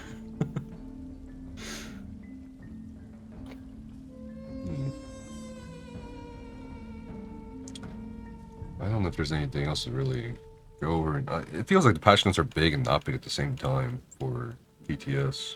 It feels like Yeah, there's like not a lot there, but there's a lot within what is there. Yeah. Yeah. Mm-hmm. Yeah, I felt the same way. It's taken me longer to unpack it than I thought, just based on like how many changes there were. I think there's like two things we have to talk about in regards to the next patch. Something about with damage shields interacting with the major minor resolve system. Not resolve. Was it mending or they're changing one of the majors? Yeah, mending. It's mending. It's So like mending shield will be and healing, right? Yeah, it'll be 12% and 6% now for major and minor, but it will affect shields as well as healing. Okay. So 18% bigger shields if you have both on you. Yeah, hopefully people will actually play Arcanist Healer properly by spamming Chakram shields. use the unique thing for your class. The amount of Arcanist Healers I've seen are just doing healing springs and combat prayers. But they don't use the shields? Well, I don't know. That's It'll crazy. be like a 3 minute, It's a shield class. fight. I know. But you look on the logs and it'll be like a 3-4 minute fight, and they will have done 5 Chakram shields. What's the point? Go and play a Nightblade or something. Get some multi-gem. If you're on an Arcanist, I want to see at least 50 shields a minute. Otherwise, get out. I don't know anything about healing, so I'll leave that to y'all. It's a shield class for the most part. Not really It is a shield class. straight up healing class like Warden. Hmm. I guess they did a pass on Taunt, which is fine. I mean, they're just improving the quality of life of it. Mm-hmm. Other than that, changing the over taunting thing. Yeah, that's always good. I mean, unless I know in the past things have broken when they've adjusted taunt, but I haven't heard anything from this PTS. So, Are people still over taunting in 2024? Back in my day, doing VMO, you had like a 2-second window on the Hulk between when you could taunt it and when so it'd be annoying. loose. I hate that they never explained that in game anywhere, even in the help menu. There's one thing that caught my eye from next patch. They're adding 2 playstyle options to the group finder. They're called roleplay and story. That's the same thing. I have a question for.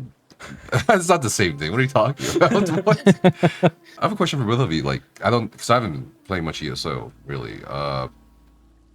Have people been using the new group finder, or has anyone actually found a trial group? Not even successful, just the trial group with the group finder. Do you know anyone? Like, did it help for PvP? I've never used it. You haven't I used think it? you really have to supplement it with spamming in zone chat at the same time.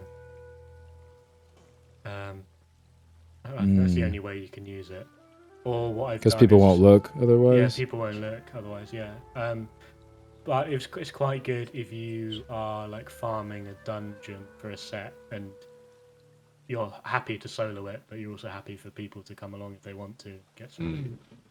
Then you can just sort of like leave it up, and whether it gets filled or not, you don't really care. To actually like fill a group and do it properly, you need to supplement it with zone checks. People aren't looking.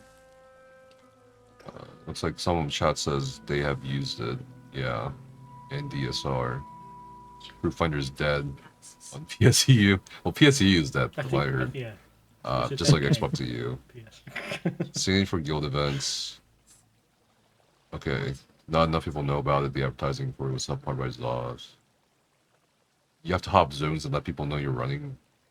People aren't just sitting there watching it. Yeah, I figured.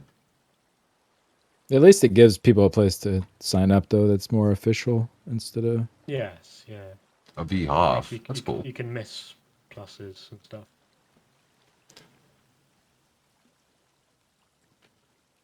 Yeah, I haven't used it personally. Necromancer. Oh yeah, we haven't really talked about the Necromancer. We kind of did mention the reasoning for why they changed blast bones. I'm seeing a lot of people not like it, but I think if they would have taken Blighted and done that with it, people wouldn't have cared as much. But they took the morph that everybody liked to use. Right, the magic morph. I think what they could have done is keep base skill the same and use a Magicka morph for the original blast bones, but the stam morph can be just a new one. I don't know, maybe. Or if they go back and add in those buffs, I guess, to Blighted blast bones, like the percent increase, and the problem is too, though, it's not flame damage, so like that was another reason it hit a lot harder. So.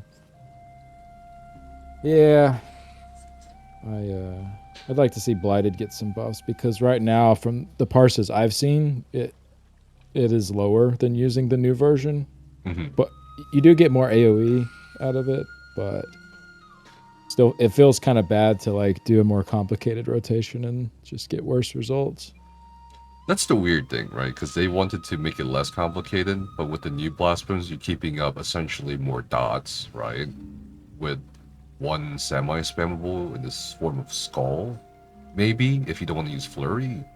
I don't know. It's just a weird thing. Yeah, skull seems pretty good. Yeah, skull or flurry, I feel like at this point for necro, if you want to use this. But then you dump all your AoE damage by losing blast bones. So. Right, and blast bones is what, like 25 to 30 or so % of your total DPS typically on average. Yeah, it's huge. Pre-update 41. So yeah, I don't know. The siphon doesn't make up for it in terms of AoE, I guess. Well, we have to also take into account that they nerfed what is it? The Sticky dots, thing. Yeah. right? In update 35. So they want you to use ground dots on Necro with that new skill, with that new blast bonus, which is, I guess, sure, whatever. I don't know. It just doesn't really maybe go, oh, I want to play Necro now. The corpses are an issue too, because like the old blast bones, you just had this steady blow going out, and now you get one from the blast bones that runs and hits you, and then you are also a corpse, so you have two over a 20-second period from that skill. And you still have your archer, but something Korczak pointed out is like if you're playing ranged, since you don't have a blast bones running at the target anymore, all your corpses end up next to you now. Yep. So that's an issue.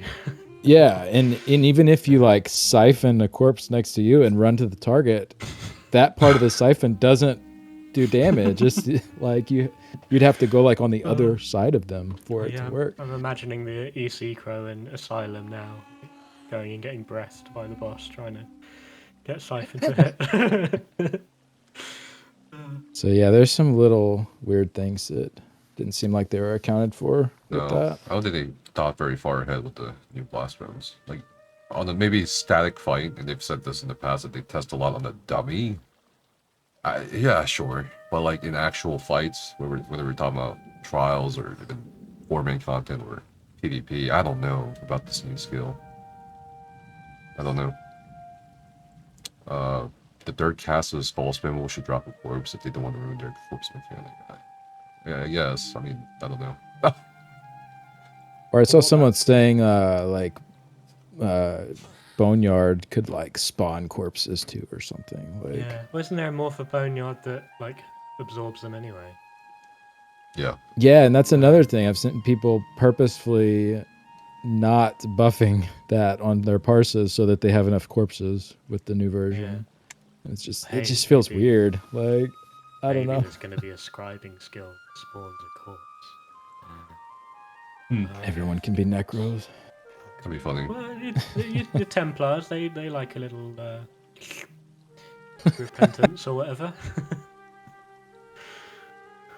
That's another concern I think some people are having about the striving system. Will it take away class diversity or add more to class diversity? Or class identity as well, I guess. Yeah. With that. Because you want class identity, but also some diversity to be able to play as many different classes as possible and have them be viable. Could be either way, honestly. Like some classes will get more mobility or just mobility period, and other classes that are already mobile will gain mobility, more mobility depending on the skill. I don't know. Either way. But I feel like we've really got enough of. You can pretty much do everything on every class nowadays. You know. No. You got your speed buff. No? I mean, Arcanist is probably the most unique class right now, right? In terms of everything. The long channel. Is it not, you think? I don't know. I mean, I just feel like even when you say things like mobility, race against time is pretty much just use that on any class, and then you've got your mobility. Sure. I mean, you could say something about equipping Quick Cloak. Yeah. I love that skill. Yeah. Well, my point is the whole thing about I don't know if you can do everything on every class right now. Look at Arcanist. If everybody could do the same thing as Arcanist, well, yeah. I mean, I think people would be more happy. Yeah. I mean, I feel like maybe tanking and healing, you can sort of get away with any class. No huge differences between. Depends on the fights. Classes. Yeah. Like, do you really want a Templar tank Teleria hard move? You could. You could. But you don't want to, probably. Yeah, I'd rather not. I feel like there's a non-class equivalent of most class skills. Feels. It's only sort of the passives that are making classes unique. Well. Yeah, the necro change, going back to it, I don't know. Time will tell, I guess. It's week 1 PTS. People are mad about it, but we'll see what happens by week 3, because week 3 is usually the last round of serious changes. Mm-hmm. Yeah, really, like any feedback after week 3 is probably not getting in unless it's something like really urgent, like something really, really broken. It's usually like the weeks 1 and 2 feedback that might actually make it into the changes. Yeah. Is there a release date for that yet? For what? For the dungeon DLC? March something. 9th? Yeah. Beginning of March. The first 2 weeks of March. Should be in the first week of March, roughly. Right. Well, tomorrow will be the second week. So March 3rd, 11th, I 4th, think. 5th. Yeah, March 11th. Okay. Right. So it's still got a bit of time on the PTS for changes. Have you done the new dungeons yet, either of you? Oh, PTS. I did, yeah. I did I heard on it's. the first day. I heard they're really easy. Are they easy? Yeah. I think they're really easy to clear. I haven't run them much, so I don't know how easy it'll be to no death, but they're very recoverable. Mm-hmm. So like actually just getting through and getting like the hard mode clear was not very hard. I mean, I think it took us a couple hours to do both of them. So it was like for just learning them for the first time, it was one of the easier packs for sure to actually get through. But there is a lot of damage going out on some of those fights, just like constantly. So I could see maybe like it being easy to screw up and ruin the no death. I don't know though. It might. I'm sure it'll get easier as I do it more. But is there like an equivalent DLC that you'd compare it to difficulty wise?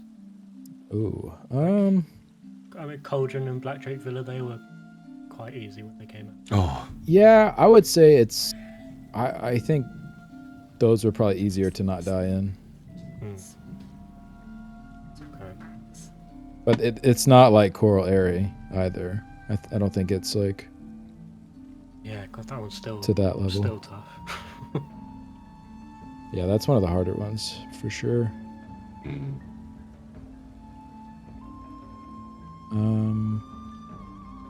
Yeah, I think they're in an okay spot where it feels like people will be able to get through them, but you know maybe the trifecta will be a little bit of a prog. Yeah. The first bosses in each were pretty underwhelming though. There were like there wasn't really much going on.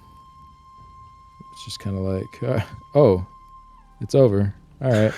Like, have they got the like 3 secrets on both of the dungeons? no, they changed it a little bit. So one of them doesn't have any secrets till before the last boss, and then there's like some puzzles you do.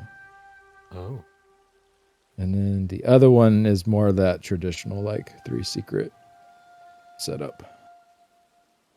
Okay. Except the secrets are, well, I don't want to spoil it for people, but they're like fights and mini games at the same time. It's kind of weird. Oh, wow. Okay. But interesting. the mini games are irrelevant if you have good damage.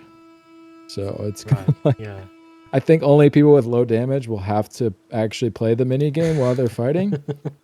But it's kind of a cool concept, but I don't think a lot of people will see it. So yeah, we've had like Black Drake Villa. That was bosses and puzzles as well, a little bit. Like they had the statue puzzle. Oh, yeah. I see. But I think he was talking about it's during the fight, right? Like, or no? Yeah, at the same during, time. yeah, it's Okay. like it's almost like a board game and a fight at the same time. Okay.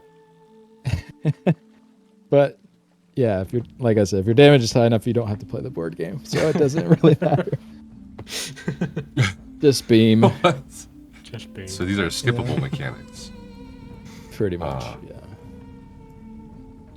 What?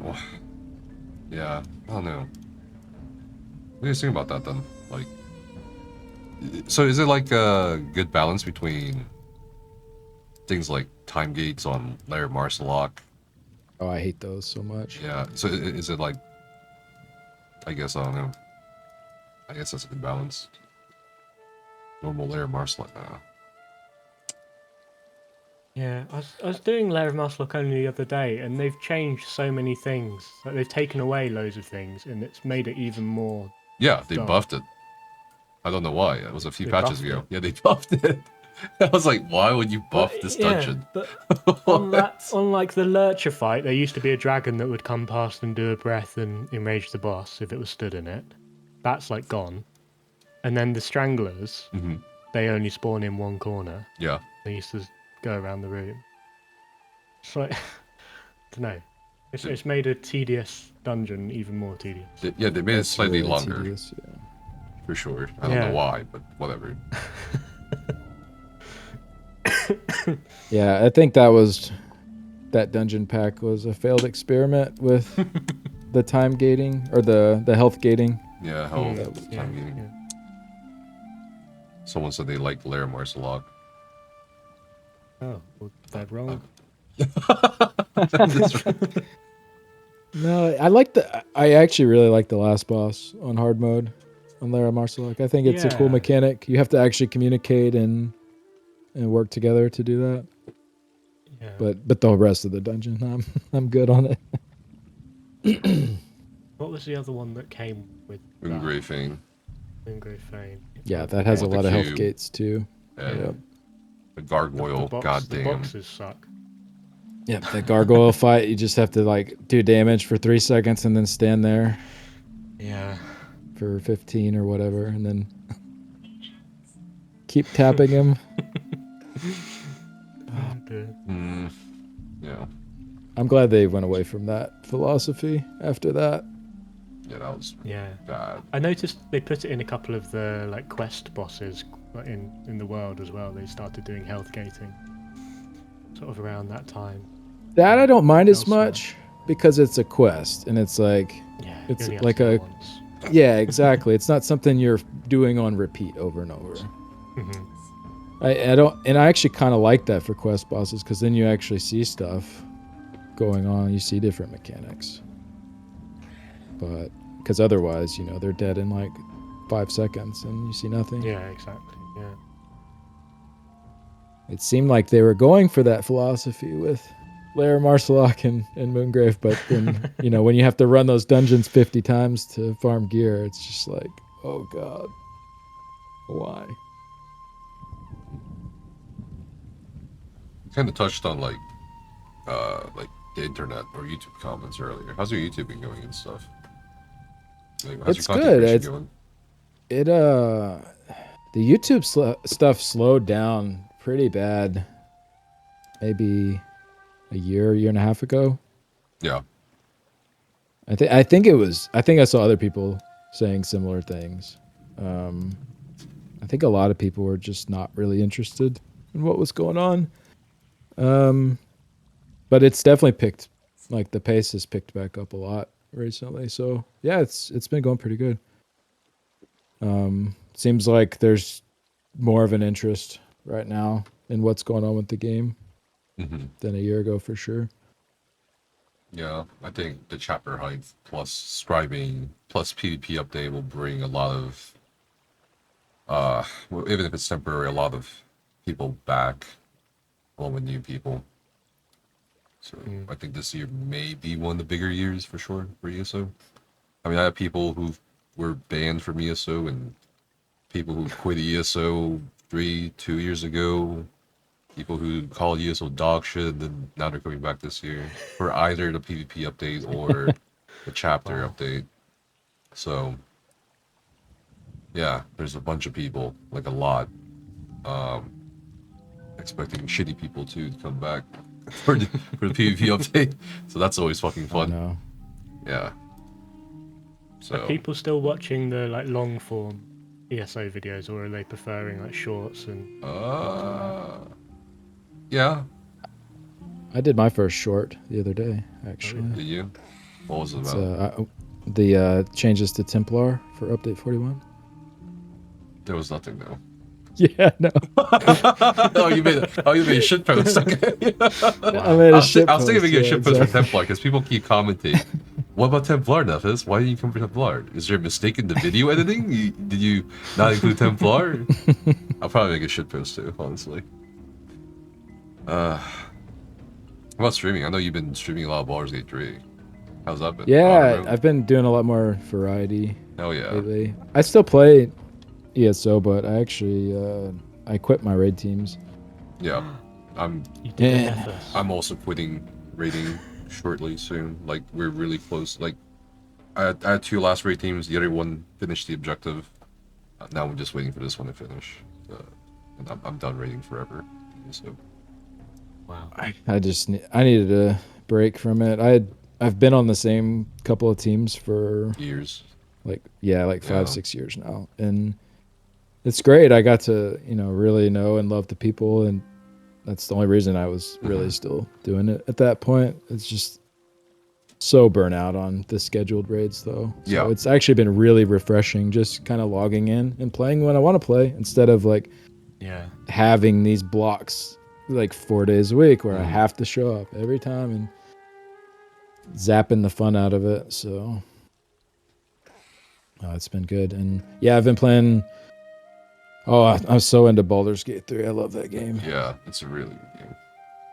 Yeah, I've put I think 600 hours into it already. It's How many playthroughs have you done? Are you on like multiple playthroughs? I've only done 2 completed playthroughs, but Okay, that's still quite a lot. I've Did you do, like, I've one started a good few and- others. Did you do a good one and a bad one? I haven't done a bad one yet. Well, I Okay. started a bad playthrough several months back, and then I never kept on with it. But I think my next one, I'm gonna go Dark Urge and just be super evil with it. That's what I wanted to do, but I'm in the 4-player co-op, and I'm being held back. Being held back. There you go. You two can start a Yeah, maybe. evil playthrough. 2 Dark Okay. Urges? Jesus. It's brilliant though. It jumped up into definitely one of my favorite games of all time. Yeah. Yeah. Sorry, go on.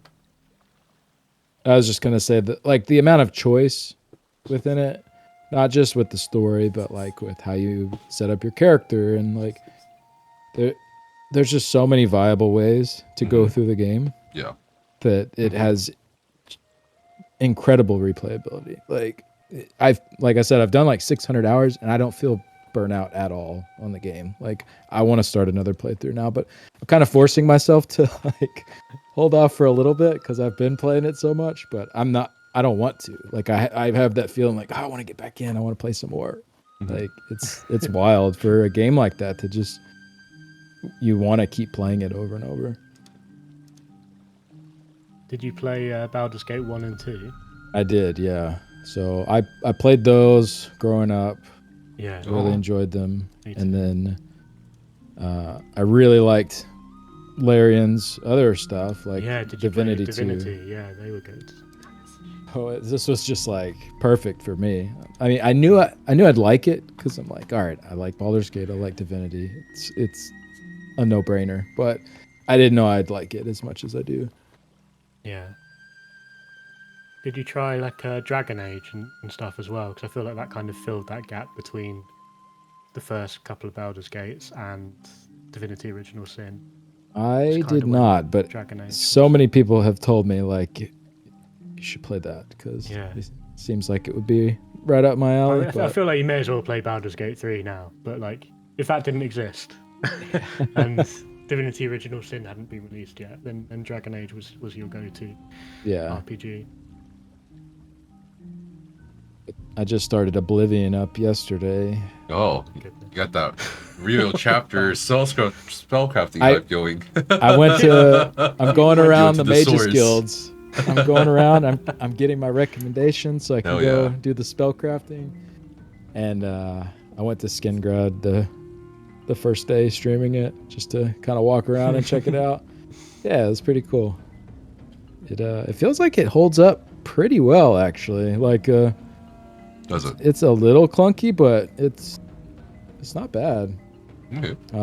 If the combat feels okay, like I have a couple of mods, just like I'm trying to keep it like mostly as vanilla as possible, just to have the pure experience. But just a couple of mods to kind of update it for today's age, I guess.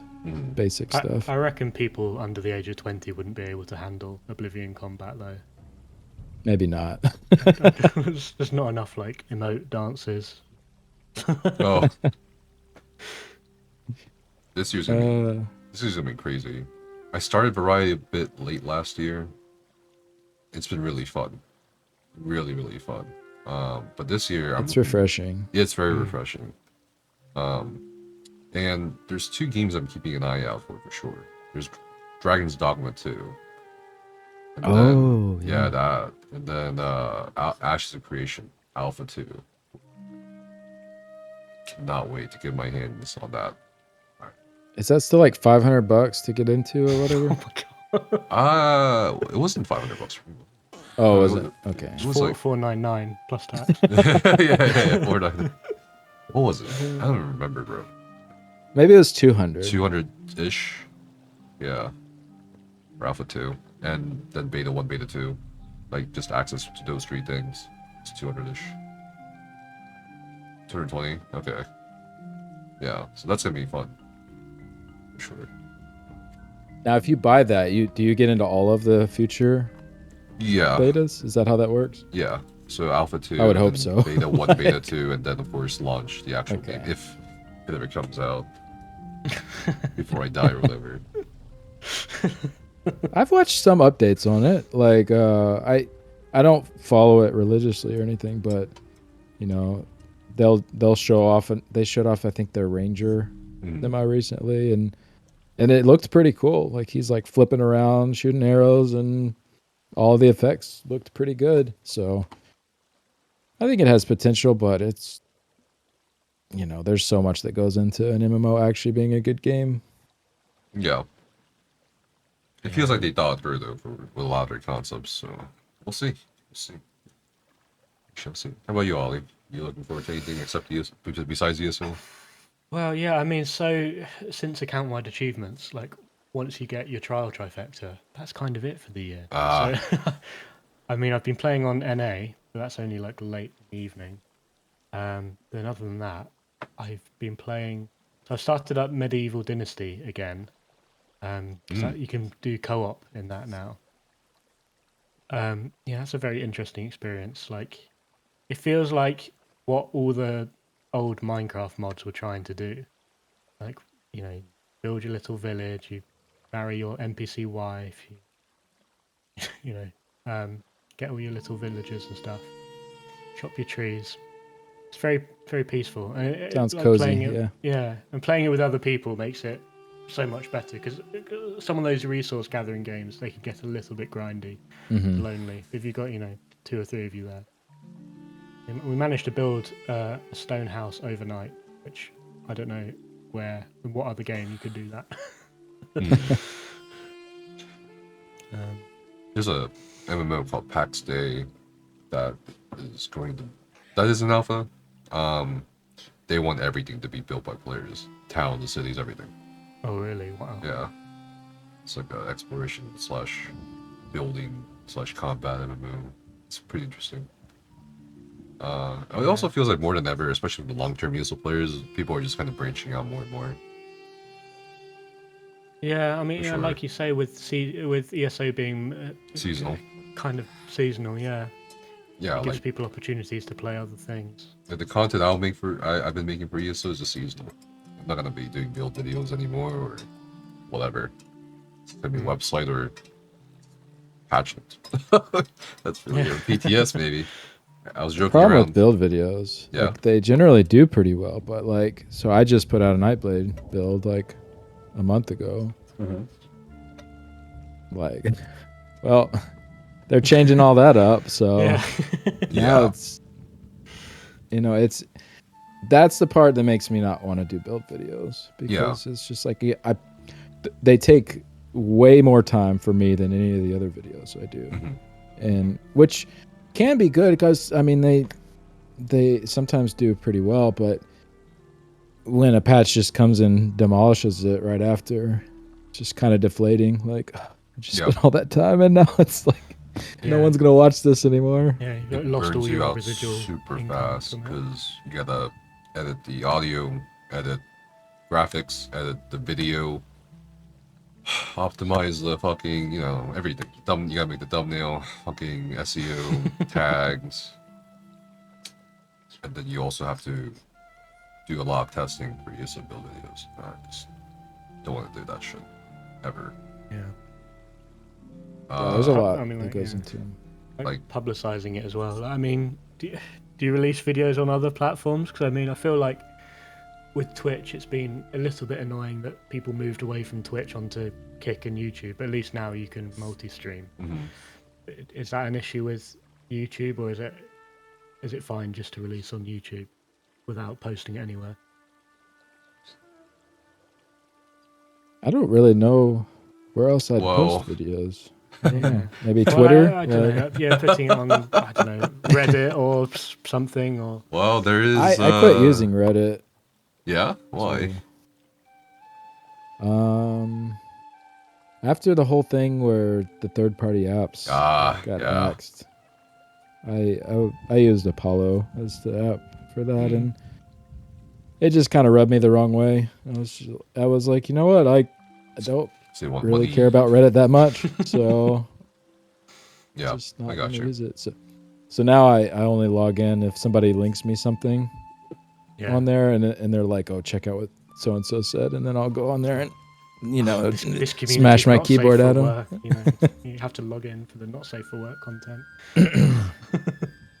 There are YouTube alternative platforms, but they tend to be like right-wing focused. So is there no right-wing ESO content yet? Is there right-wing right-wing ESO content? I don't even know how that would fucking look like. I mean, I can think of a few video makers that I would put under right-wing ESO content, maybe. Just right now, I try to just like not even like touch on any of that with anything that I do for ESO. It's such a slippery slope. Right now, I don't think there's anything bigger than YouTube in terms of videos.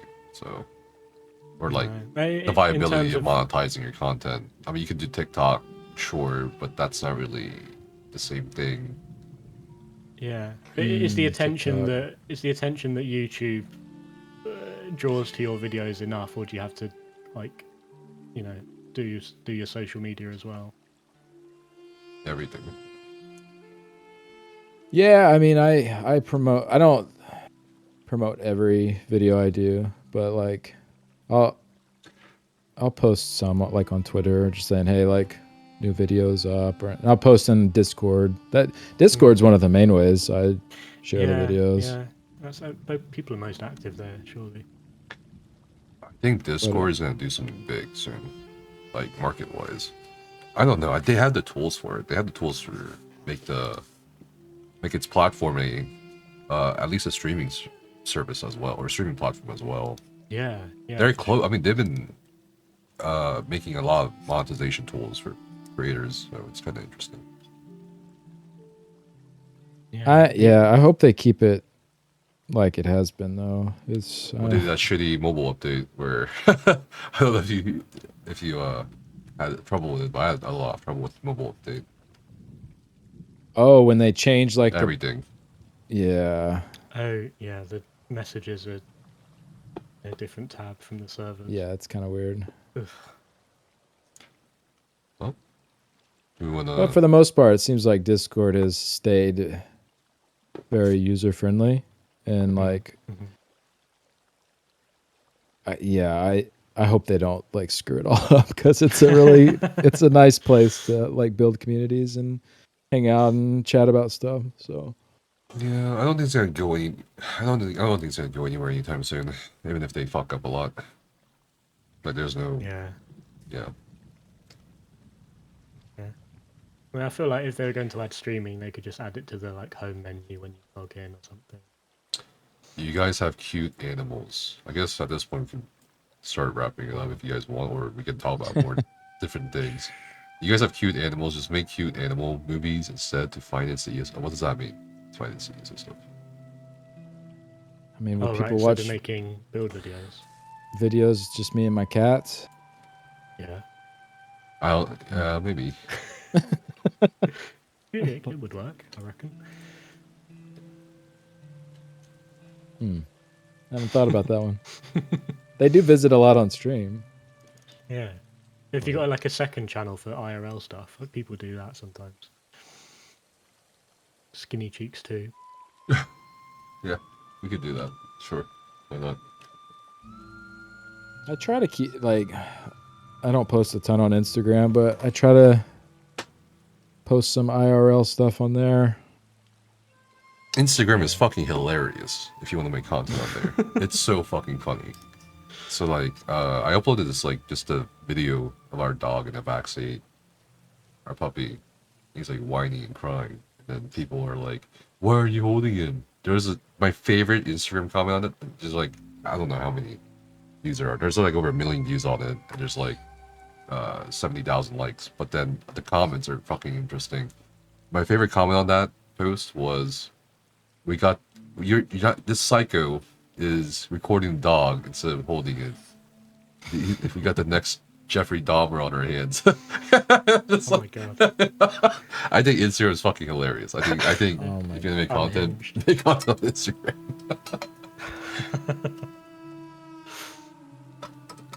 So good. What about like Facebook streaming? Does anyone use Facebook anymore? I log in like once a month and just Yeah. kind of see, like, because I have family and stuff on there. Yeah, I was gonna say I only use it to contact elderly relatives. Exactly. That's all it's for. Yeah, I don't use it much though. Is that even an option on OBS? Can you co-stream to Facebook gaming? If not, I've not even thought about it. I guess Facebook does still have the streaming, don't they? Yeah. They didn't close theirs down.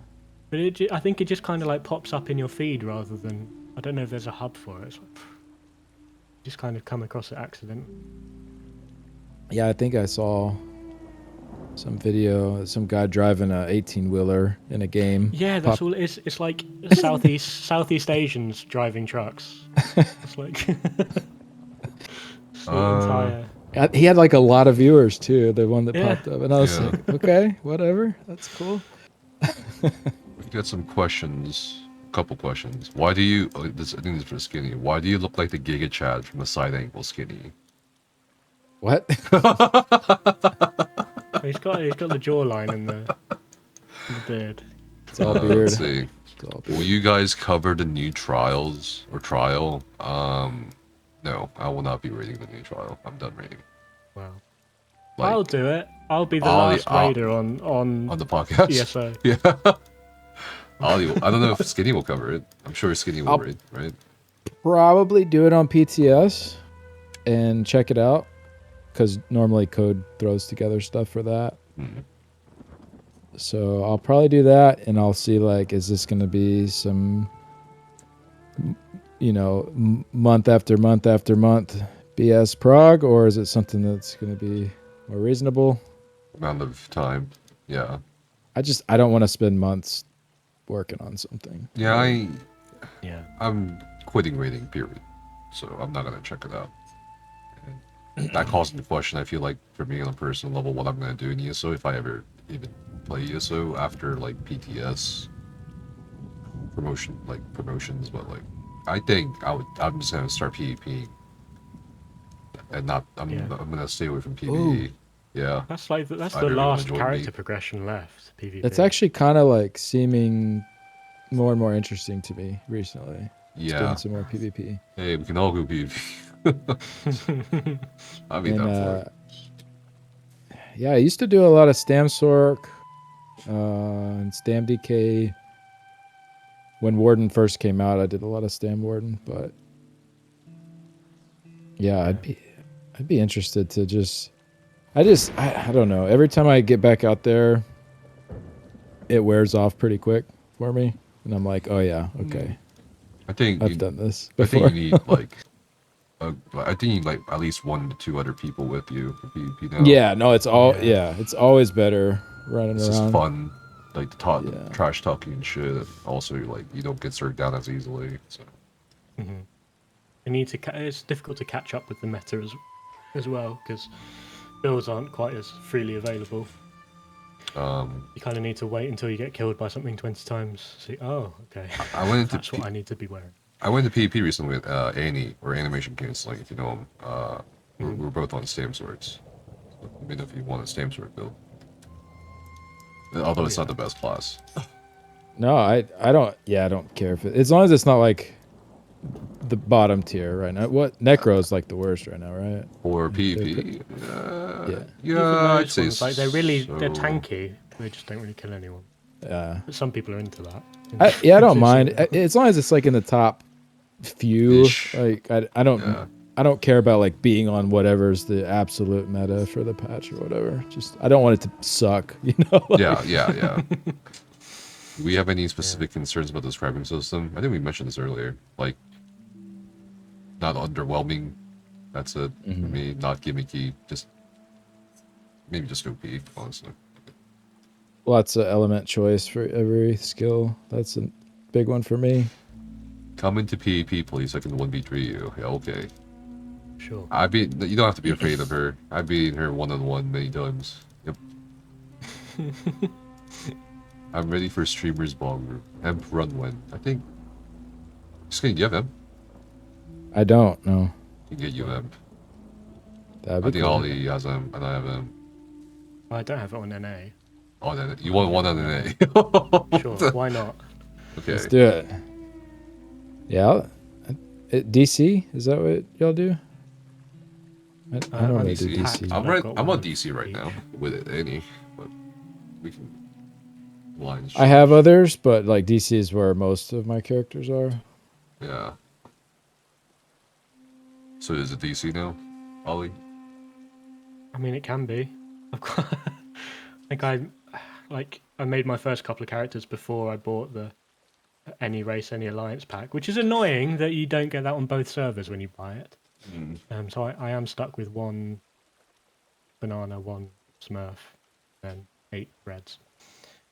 Which skill would you like a new skin version of, and how many crowns would you be willing to pay? Wait, how many crowns would you be willing to pay?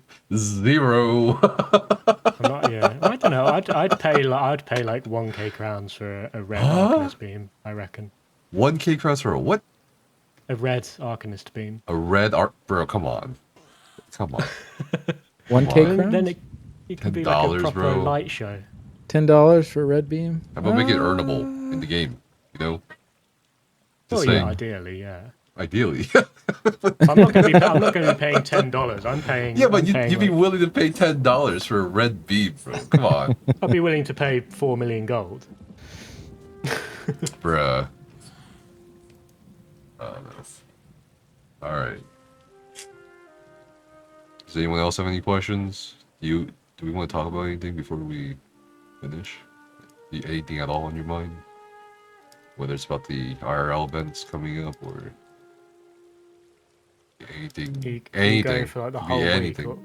When are you arriving? I'm arriving like the Thursday morning and I'm leaving the Sunday night. Well, I had planned to get there with Becca on the 3rd of April. Or rather, fly out on the 3rd of April, which would mean we'd be there on Thursday because of time zone, right? We plan to fly back on the 7th.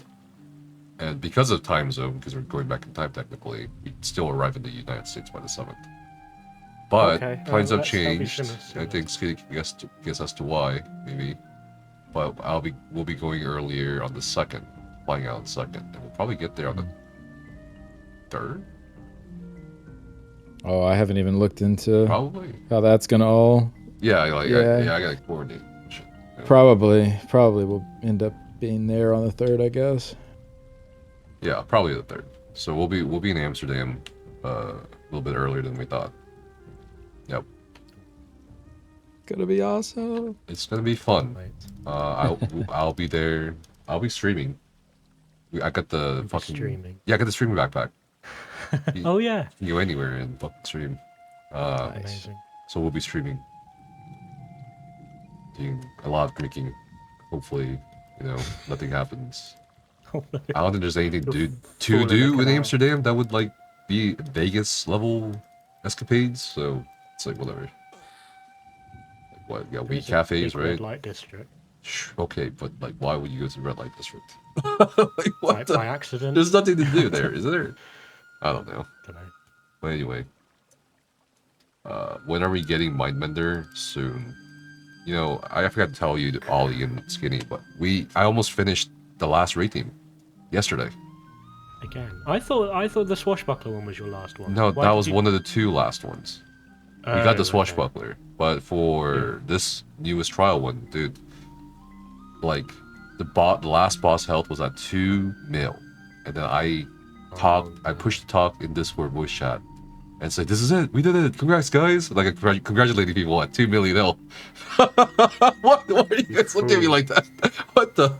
Okay, come on, Ollie, come on. So I start congratulating, I'm like, "Yeah, we did it," and someone tells me shut up, and then at 176,000 health, someone fucking dies, bro.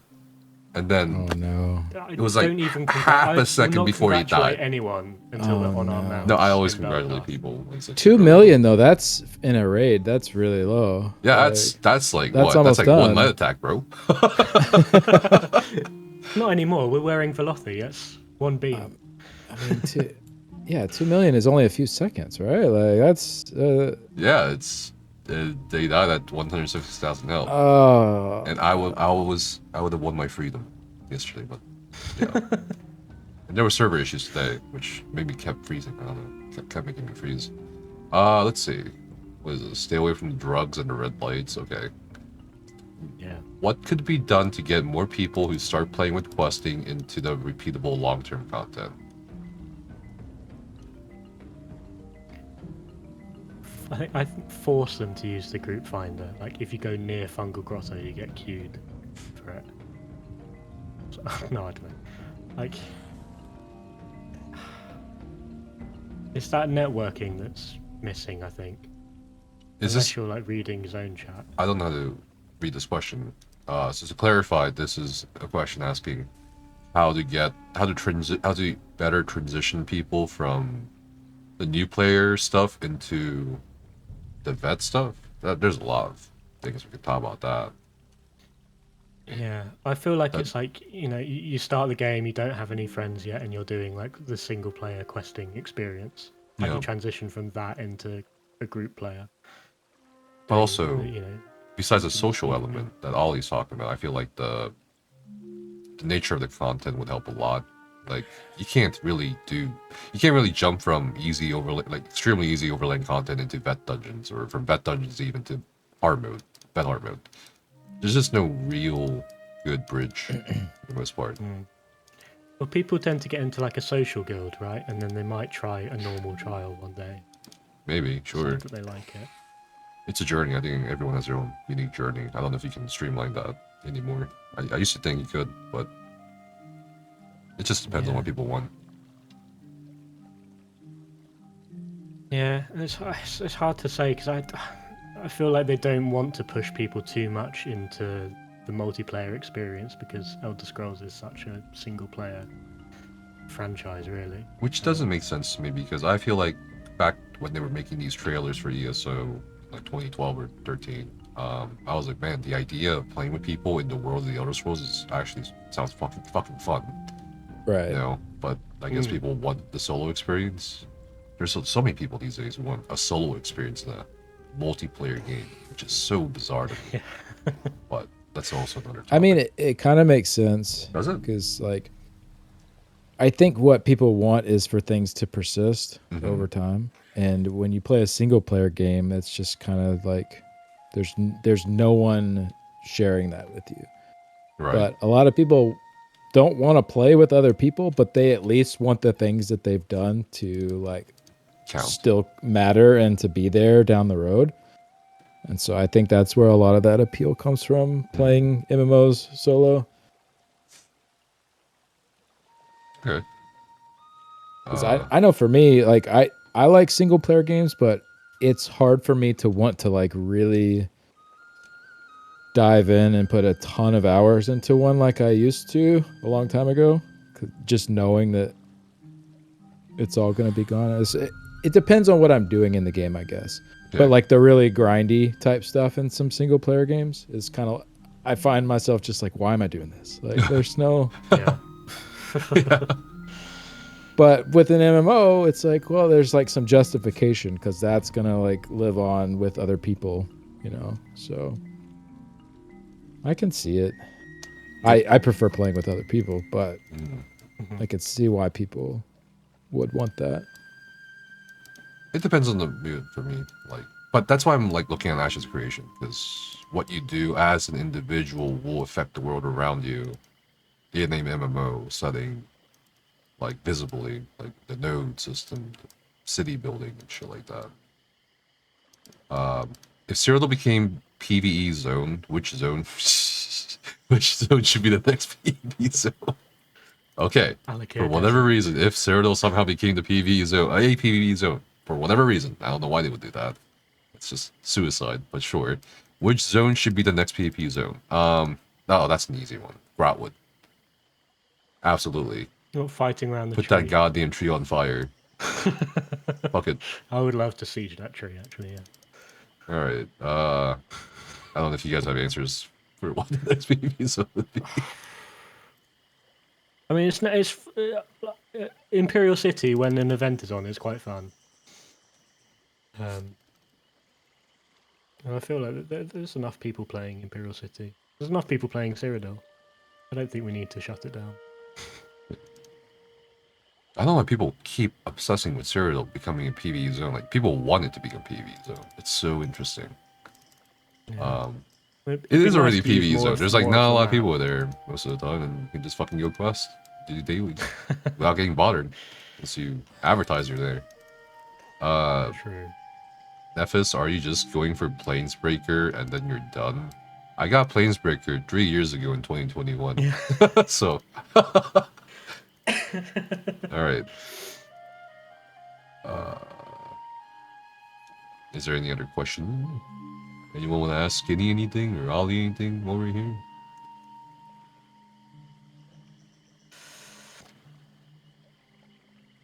Well, Could be anything. Like, oh, what's your that's in favorite the color? UK now as well. Jeopardy. They started a UK Jeopardy. Oh, well, really? you guys didn't have Jeopardy? No, Whoa, interesting. we do now. I mean, does there really need to be a UK version? It's kind of just... Yeah, I don't know.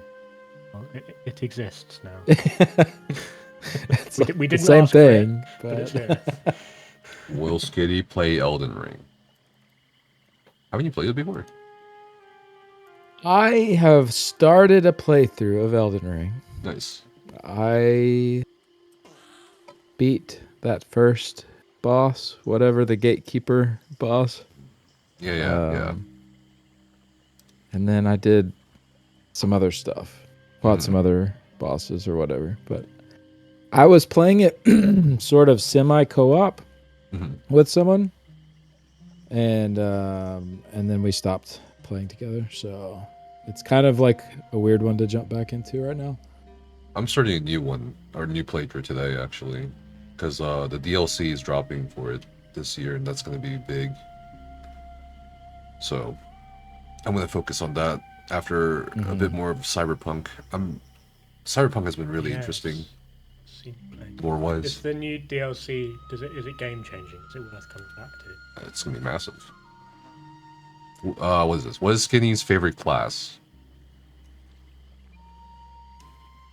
That's always a hard one, but I'd have to say DK if I could only pick one. What? Really? Shit. That's my original. You don't heal, so... I don't heal, no. So you can do your tanking and your DP. Yeah, and that's exactly the That's it. 2 roles I've done. So. Yeah. It was my first character I ever made. I just kind of always liked the theme of it.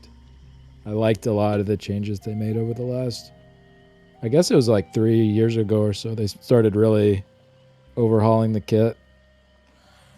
They made Talons worthy. They made Flames of Oblivion shoot extra fireballs. I really liked what they started doing with it a lot. Like they made it a lot more fun. So Yeah. What's your favorite class, Every Ollie? single group needs a DK tank and a DK DD, which is fun. You can get into any group. mm-hmm. What's your favorite class, Ollie? I mean, at the moment it's still probably Arcanist. I play my Arcanist more than anything else, even just like running around doing world stuff. But then after that, yeah, it would be DK. Also a DK main. I like Arcanist a lot too, though. Yeah. It's super chill.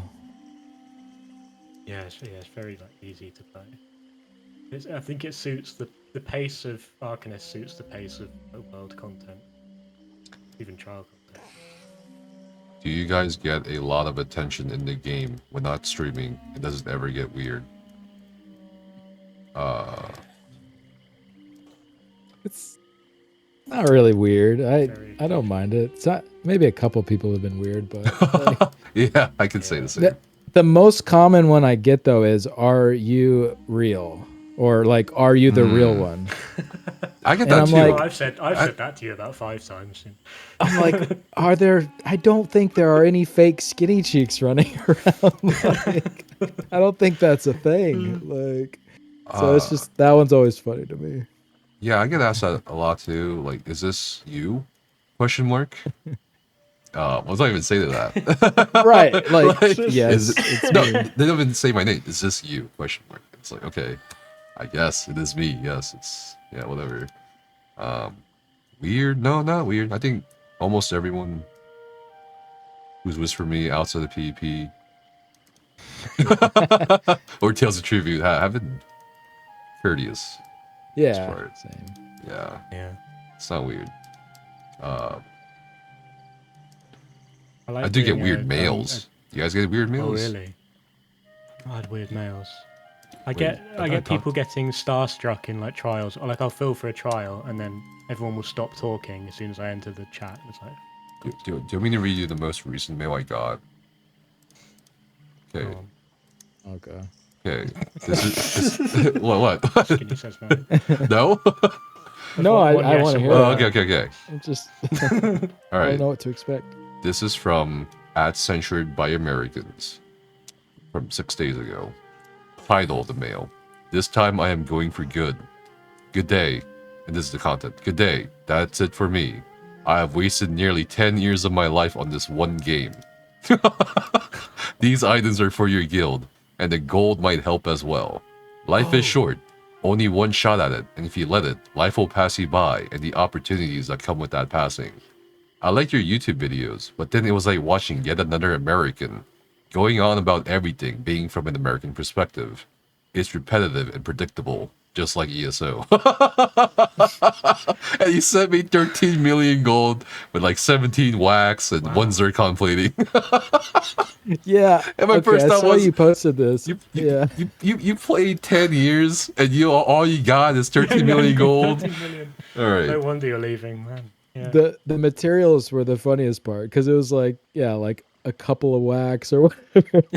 Jesus. Uh, Helldivers 2. I saw a trailer for it. Maybe. I don't really get mails in game. I've got hate mail and I've weird gotten a mails. few, but not. It's pretty rare. I did have someone. I ran into someone who was wearing the exact outfit of one of my characters. That was kind of interesting. Oh. It's And it was like- like a outfit rather than like one of those One Piece costumes. Yeah, it was like individual like outfit station parts all put together. So it was like very clear they used my specific outfit. Great. And that even the same dyes and everything. It was like Ooh. looking in a mirror. I was like, huh, okay, this is a little weird, but I mean, I guess he liked it. That's a compliment. Imitation is the greatest form So, of flattery. what was it? Oh, God. I was going to say something. Damn, I forgot it. I hate when that happens. Mail. That's something to do with mail. Something. I forget. Oh, no, it was not mail. It was impersonation. So there was a guy on PlayStation who impersonated me, apparently, before I got to PlayStation. For ESO. Like, because that name was the same as mine or something. There's a screenshot of it somewhere, and like he's wearing the polymorph, the silver polymorph, not the AS polymorph. That's it.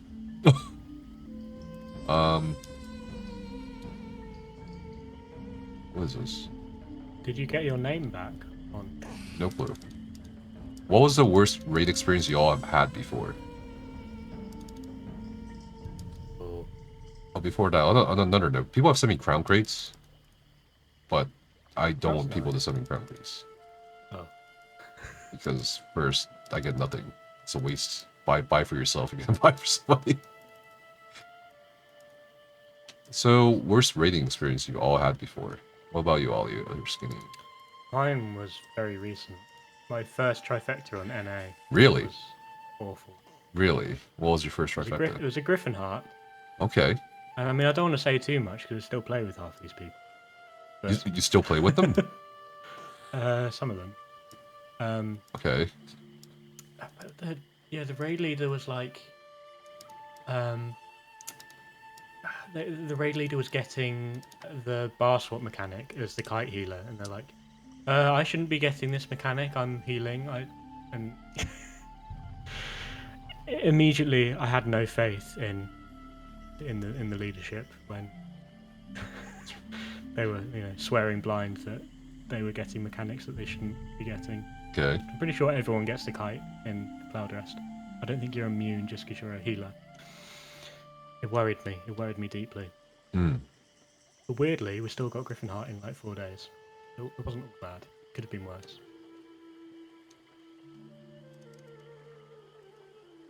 Speaking of Cloud Rest, I would love to see another mini trial. You think that's the next one, mini trial? People have been No, asking for because it. Why? ZOS gets so stuck on feedback from like 18 years ago. Like, What? Because 18 years ago. people complain, like people complained when they had, what was it, Clockwork? Yeah, and then Cloud Rest. Yeah, and they were like, is this the norm now? Like, are we not getting full trials anymore?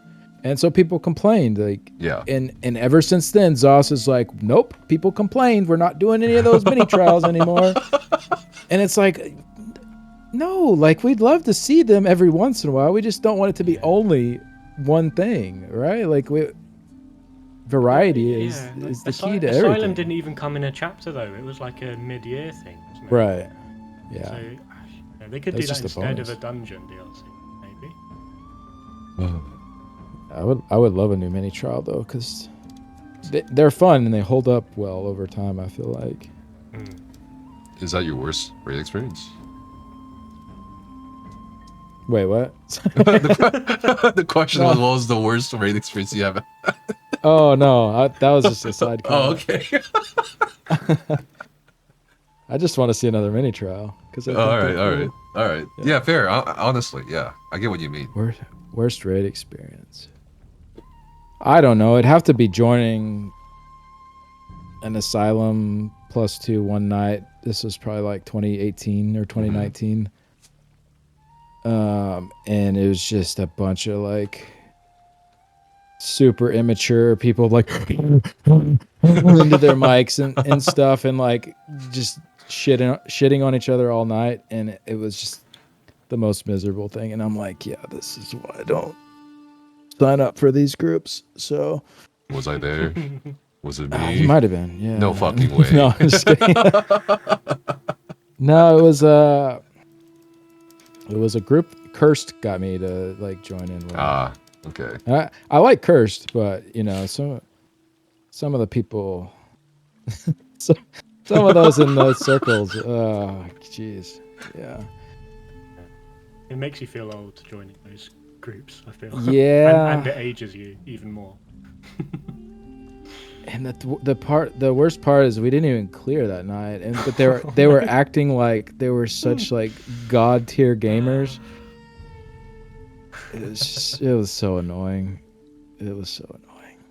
Yeah, that one always stands out to me because I remember just like the whole time just wishing I was somewhere else. Yeah, I got you. What was your worst raid experience, Neffens? Swashbuckler. No, this was years ago, maybe like 2015. I was essentially called dog shit, so I proved them wrong. Long story short, anyway, that's about it. Let's see. Been progging Planesbreaker for a while now. Just wanted to ask your guys' opinions on ESO's top-end reward system. Because other than the bragging rights and opportunities it brings, does it feel kind of meh? We talked about it at quite some length during the podcast today. Yeah, I feel it's like dog shit. we mention it every time, yeah. I'm calling it dog shit because I'm hoping the reward system will hear me and improve and prove me wrong one day, but it's dog shit, yeah. Yeah. The rewards for the newer systems, they get better. Like the rewards for Tale of Tribute, they were pretty good. Like getting materials and stuff in your mails and transmutes. And the Infinite Archive ones are good as well. But yeah, the older ones, the older the reward system, the worse it is, usually. Well, time for one more question, and then we'll wrap it up. Sure.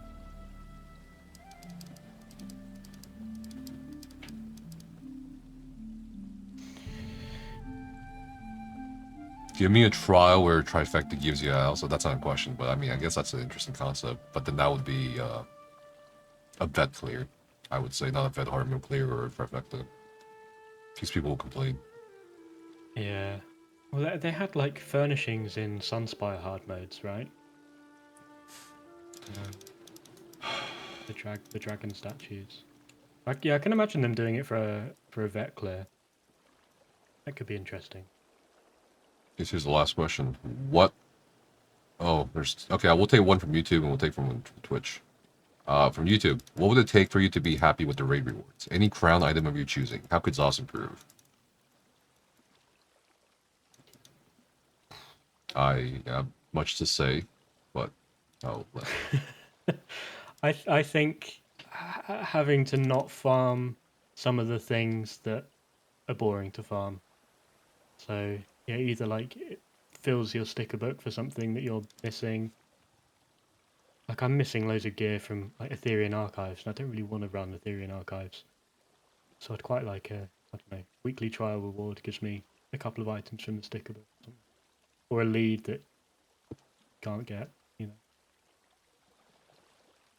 Okay.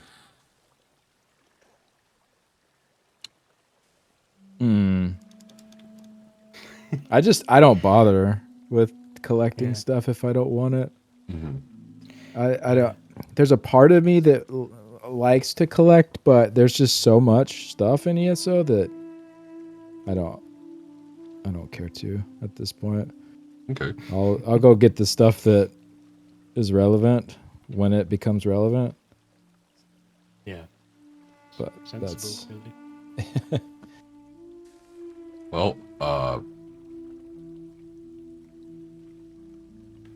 I don't know about happiness, but I would say definitely look at both the one-time and perennial rewards. Why should anyone finish or just do a trial after to get the trifecta? Or why should anyone do the trial after to get every item set? Blah, blah, blah.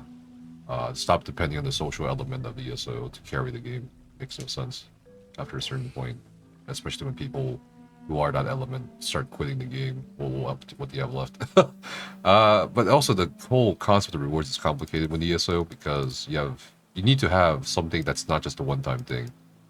So that's a perennial reward. So something you repeatedly want. What is that usually? It's transmutes or regions, like inaccessible regions, like dragon materials. So maybe they can look at that, or maybe they can look at temporary rewards, like Skinny suggested earlier, like temporary cosmetics, temporary titles based on leaderboards.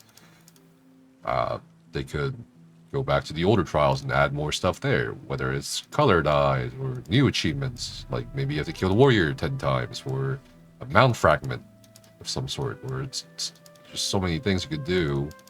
Perfected Moon Dancer. perfected moon. Oh my God, yes. Yeah, I'm sure you could. That's We need it. that's. I guess. Yeah, you can. Sure, whatever. You can do that. Whatever. But at the end of the day, there's a danger with introducing repeatable rewards too. Like you make it not valuable, right? I don't know. It's complicated. I don't think it will ever be happening. Just in general. That's not even talking about ESO. Like, Yeah, I it will mean, never be happening. yeah. That's a cute cat. Oh. Dangerous feline. I was This mauled is by Kevin. Becca's cat this last night. How many cats do you have? I have 3 here right now. One of my cats is with my ex in Colorado. There's what are their names? Kevin. Kevin, Abby, and Floyd are here, and then Carl is in Colorado. Do those all- names go all human together names. somehow? Or No, just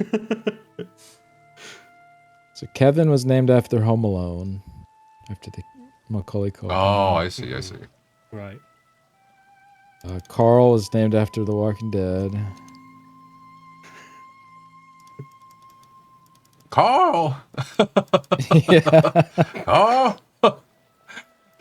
Abby was her name's Abigail. Lassos. I don't remember why we named her Abigail. And then Floyd is my sister's cat. I don't know why she named him Floyd. So, but it just kind of fit in with the theme I already had going. So, Aboga. Okay. Last question. Would you like to see more communication or less from the developers? Rich's streaming bombed. Should this come back? Seeing how the community acted with it. Oh man, that's a loaded question too. Yes, we want more, but we don't trust the community. The community is the problem, not Okay, so I want to start this, I guess, by breaking it down. More communication or less doesn't matter.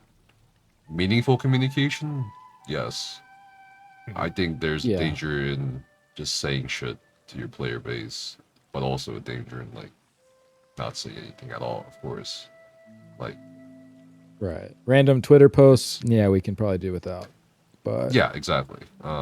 Maybe meaningful like, explanations for what they're doing and when they're doing it and why they're doing it. Not, hey guys, here's a forum update. Whatever. I don't know. Something meaningful. Rich streaming. Like I have no hate for him or whatever. Nothing. No ill will. But I think Rich did a good thing, honestly. And people tried to like mess with him. I think that's the bad part. But also there was a gold mine of information.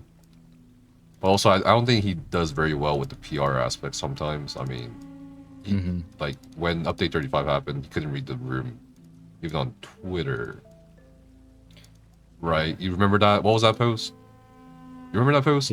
He posted about his DPS going up on the trial dummy. Now, this is understandable because, like, on one level, if he was a regular player and he posted to announce his achievement or, like, his personal achievement of getting that DPS, no one would shit on him. And if they did shit on him, they'd be terrible people. But because he's the creative director and he is essentially one of the people pushing for the changes that people kept not liking or proving why they didn't like it, why it's bad, then you have this. It doesn't look good. It doesn't look good. But I think it was really good what he was trying to do though with the whole streaming aspect and just be present and involved with the community. That's awesome. You don't really see that very often. I think he did great for what it was. I mean, he's not a streamer or anything. He's not trained. We're used to. Are we trained? Well, you train yourself, but it's not like. Well, I guess, yeah. You know, I saw this video. It was very. It was a video criticizing his streaming. And I feel like a big part of that video, I forget who made it, was very unfair. Like, there's something about like him ignoring a question from chat after he read it out loud or whatever. But like, when you start streaming and you're like parsing through chat and reading chat, and you see bad faith questions like audience pointing out or like trolls, you learn to not read it out loud. But Rich is not a streamer. He's just, so reading out loud a question that you probably shouldn't or don't want to answer is not like, you know what I mean? It's not bad. Yeah. You just need to ignore them. So there were a lot of unfair things. I feel like the community did, I don't know how you even put a number to it, did well. The other half, not good.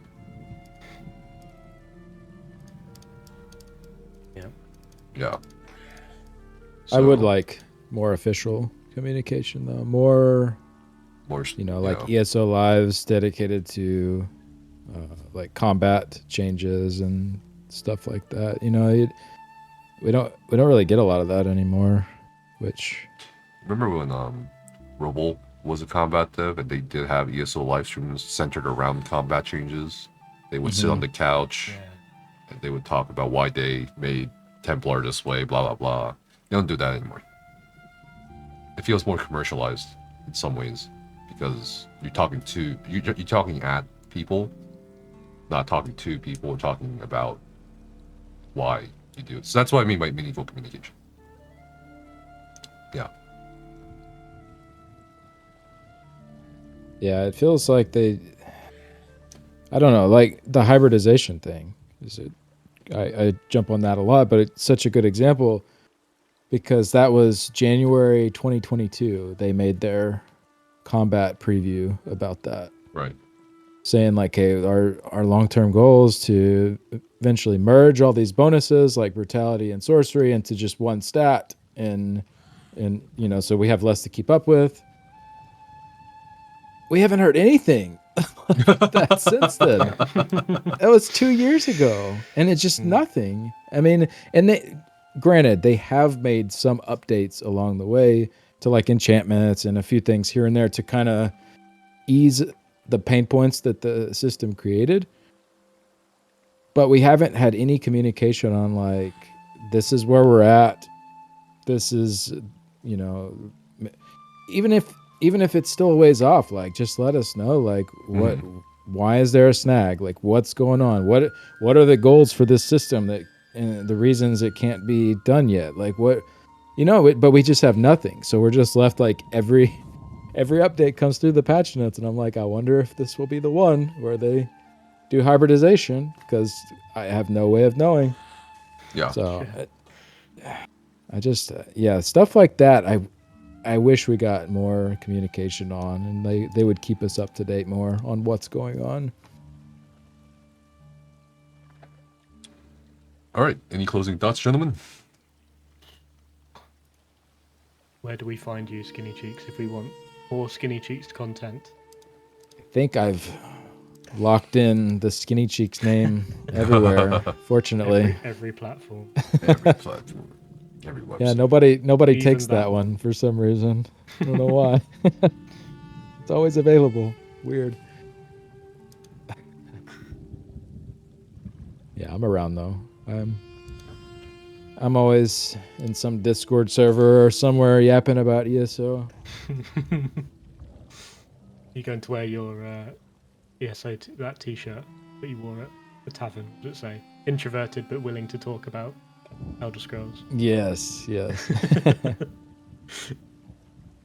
that's a good one. Phoenix made a couple of those shirts. Well, I guess we'll call it here. Thanks so much for both of your time. Yeah, thank you. Thank you very much. This was a lot of fun. Appreciate you having me on. I'm gonna look forward to our Amsterdam meeting. Sure. Yeah, Yes. me too. We'll do a live ESOU with every single person that's in ESOU will be on it. It's gonna be fun. So, what? It'd be awesome.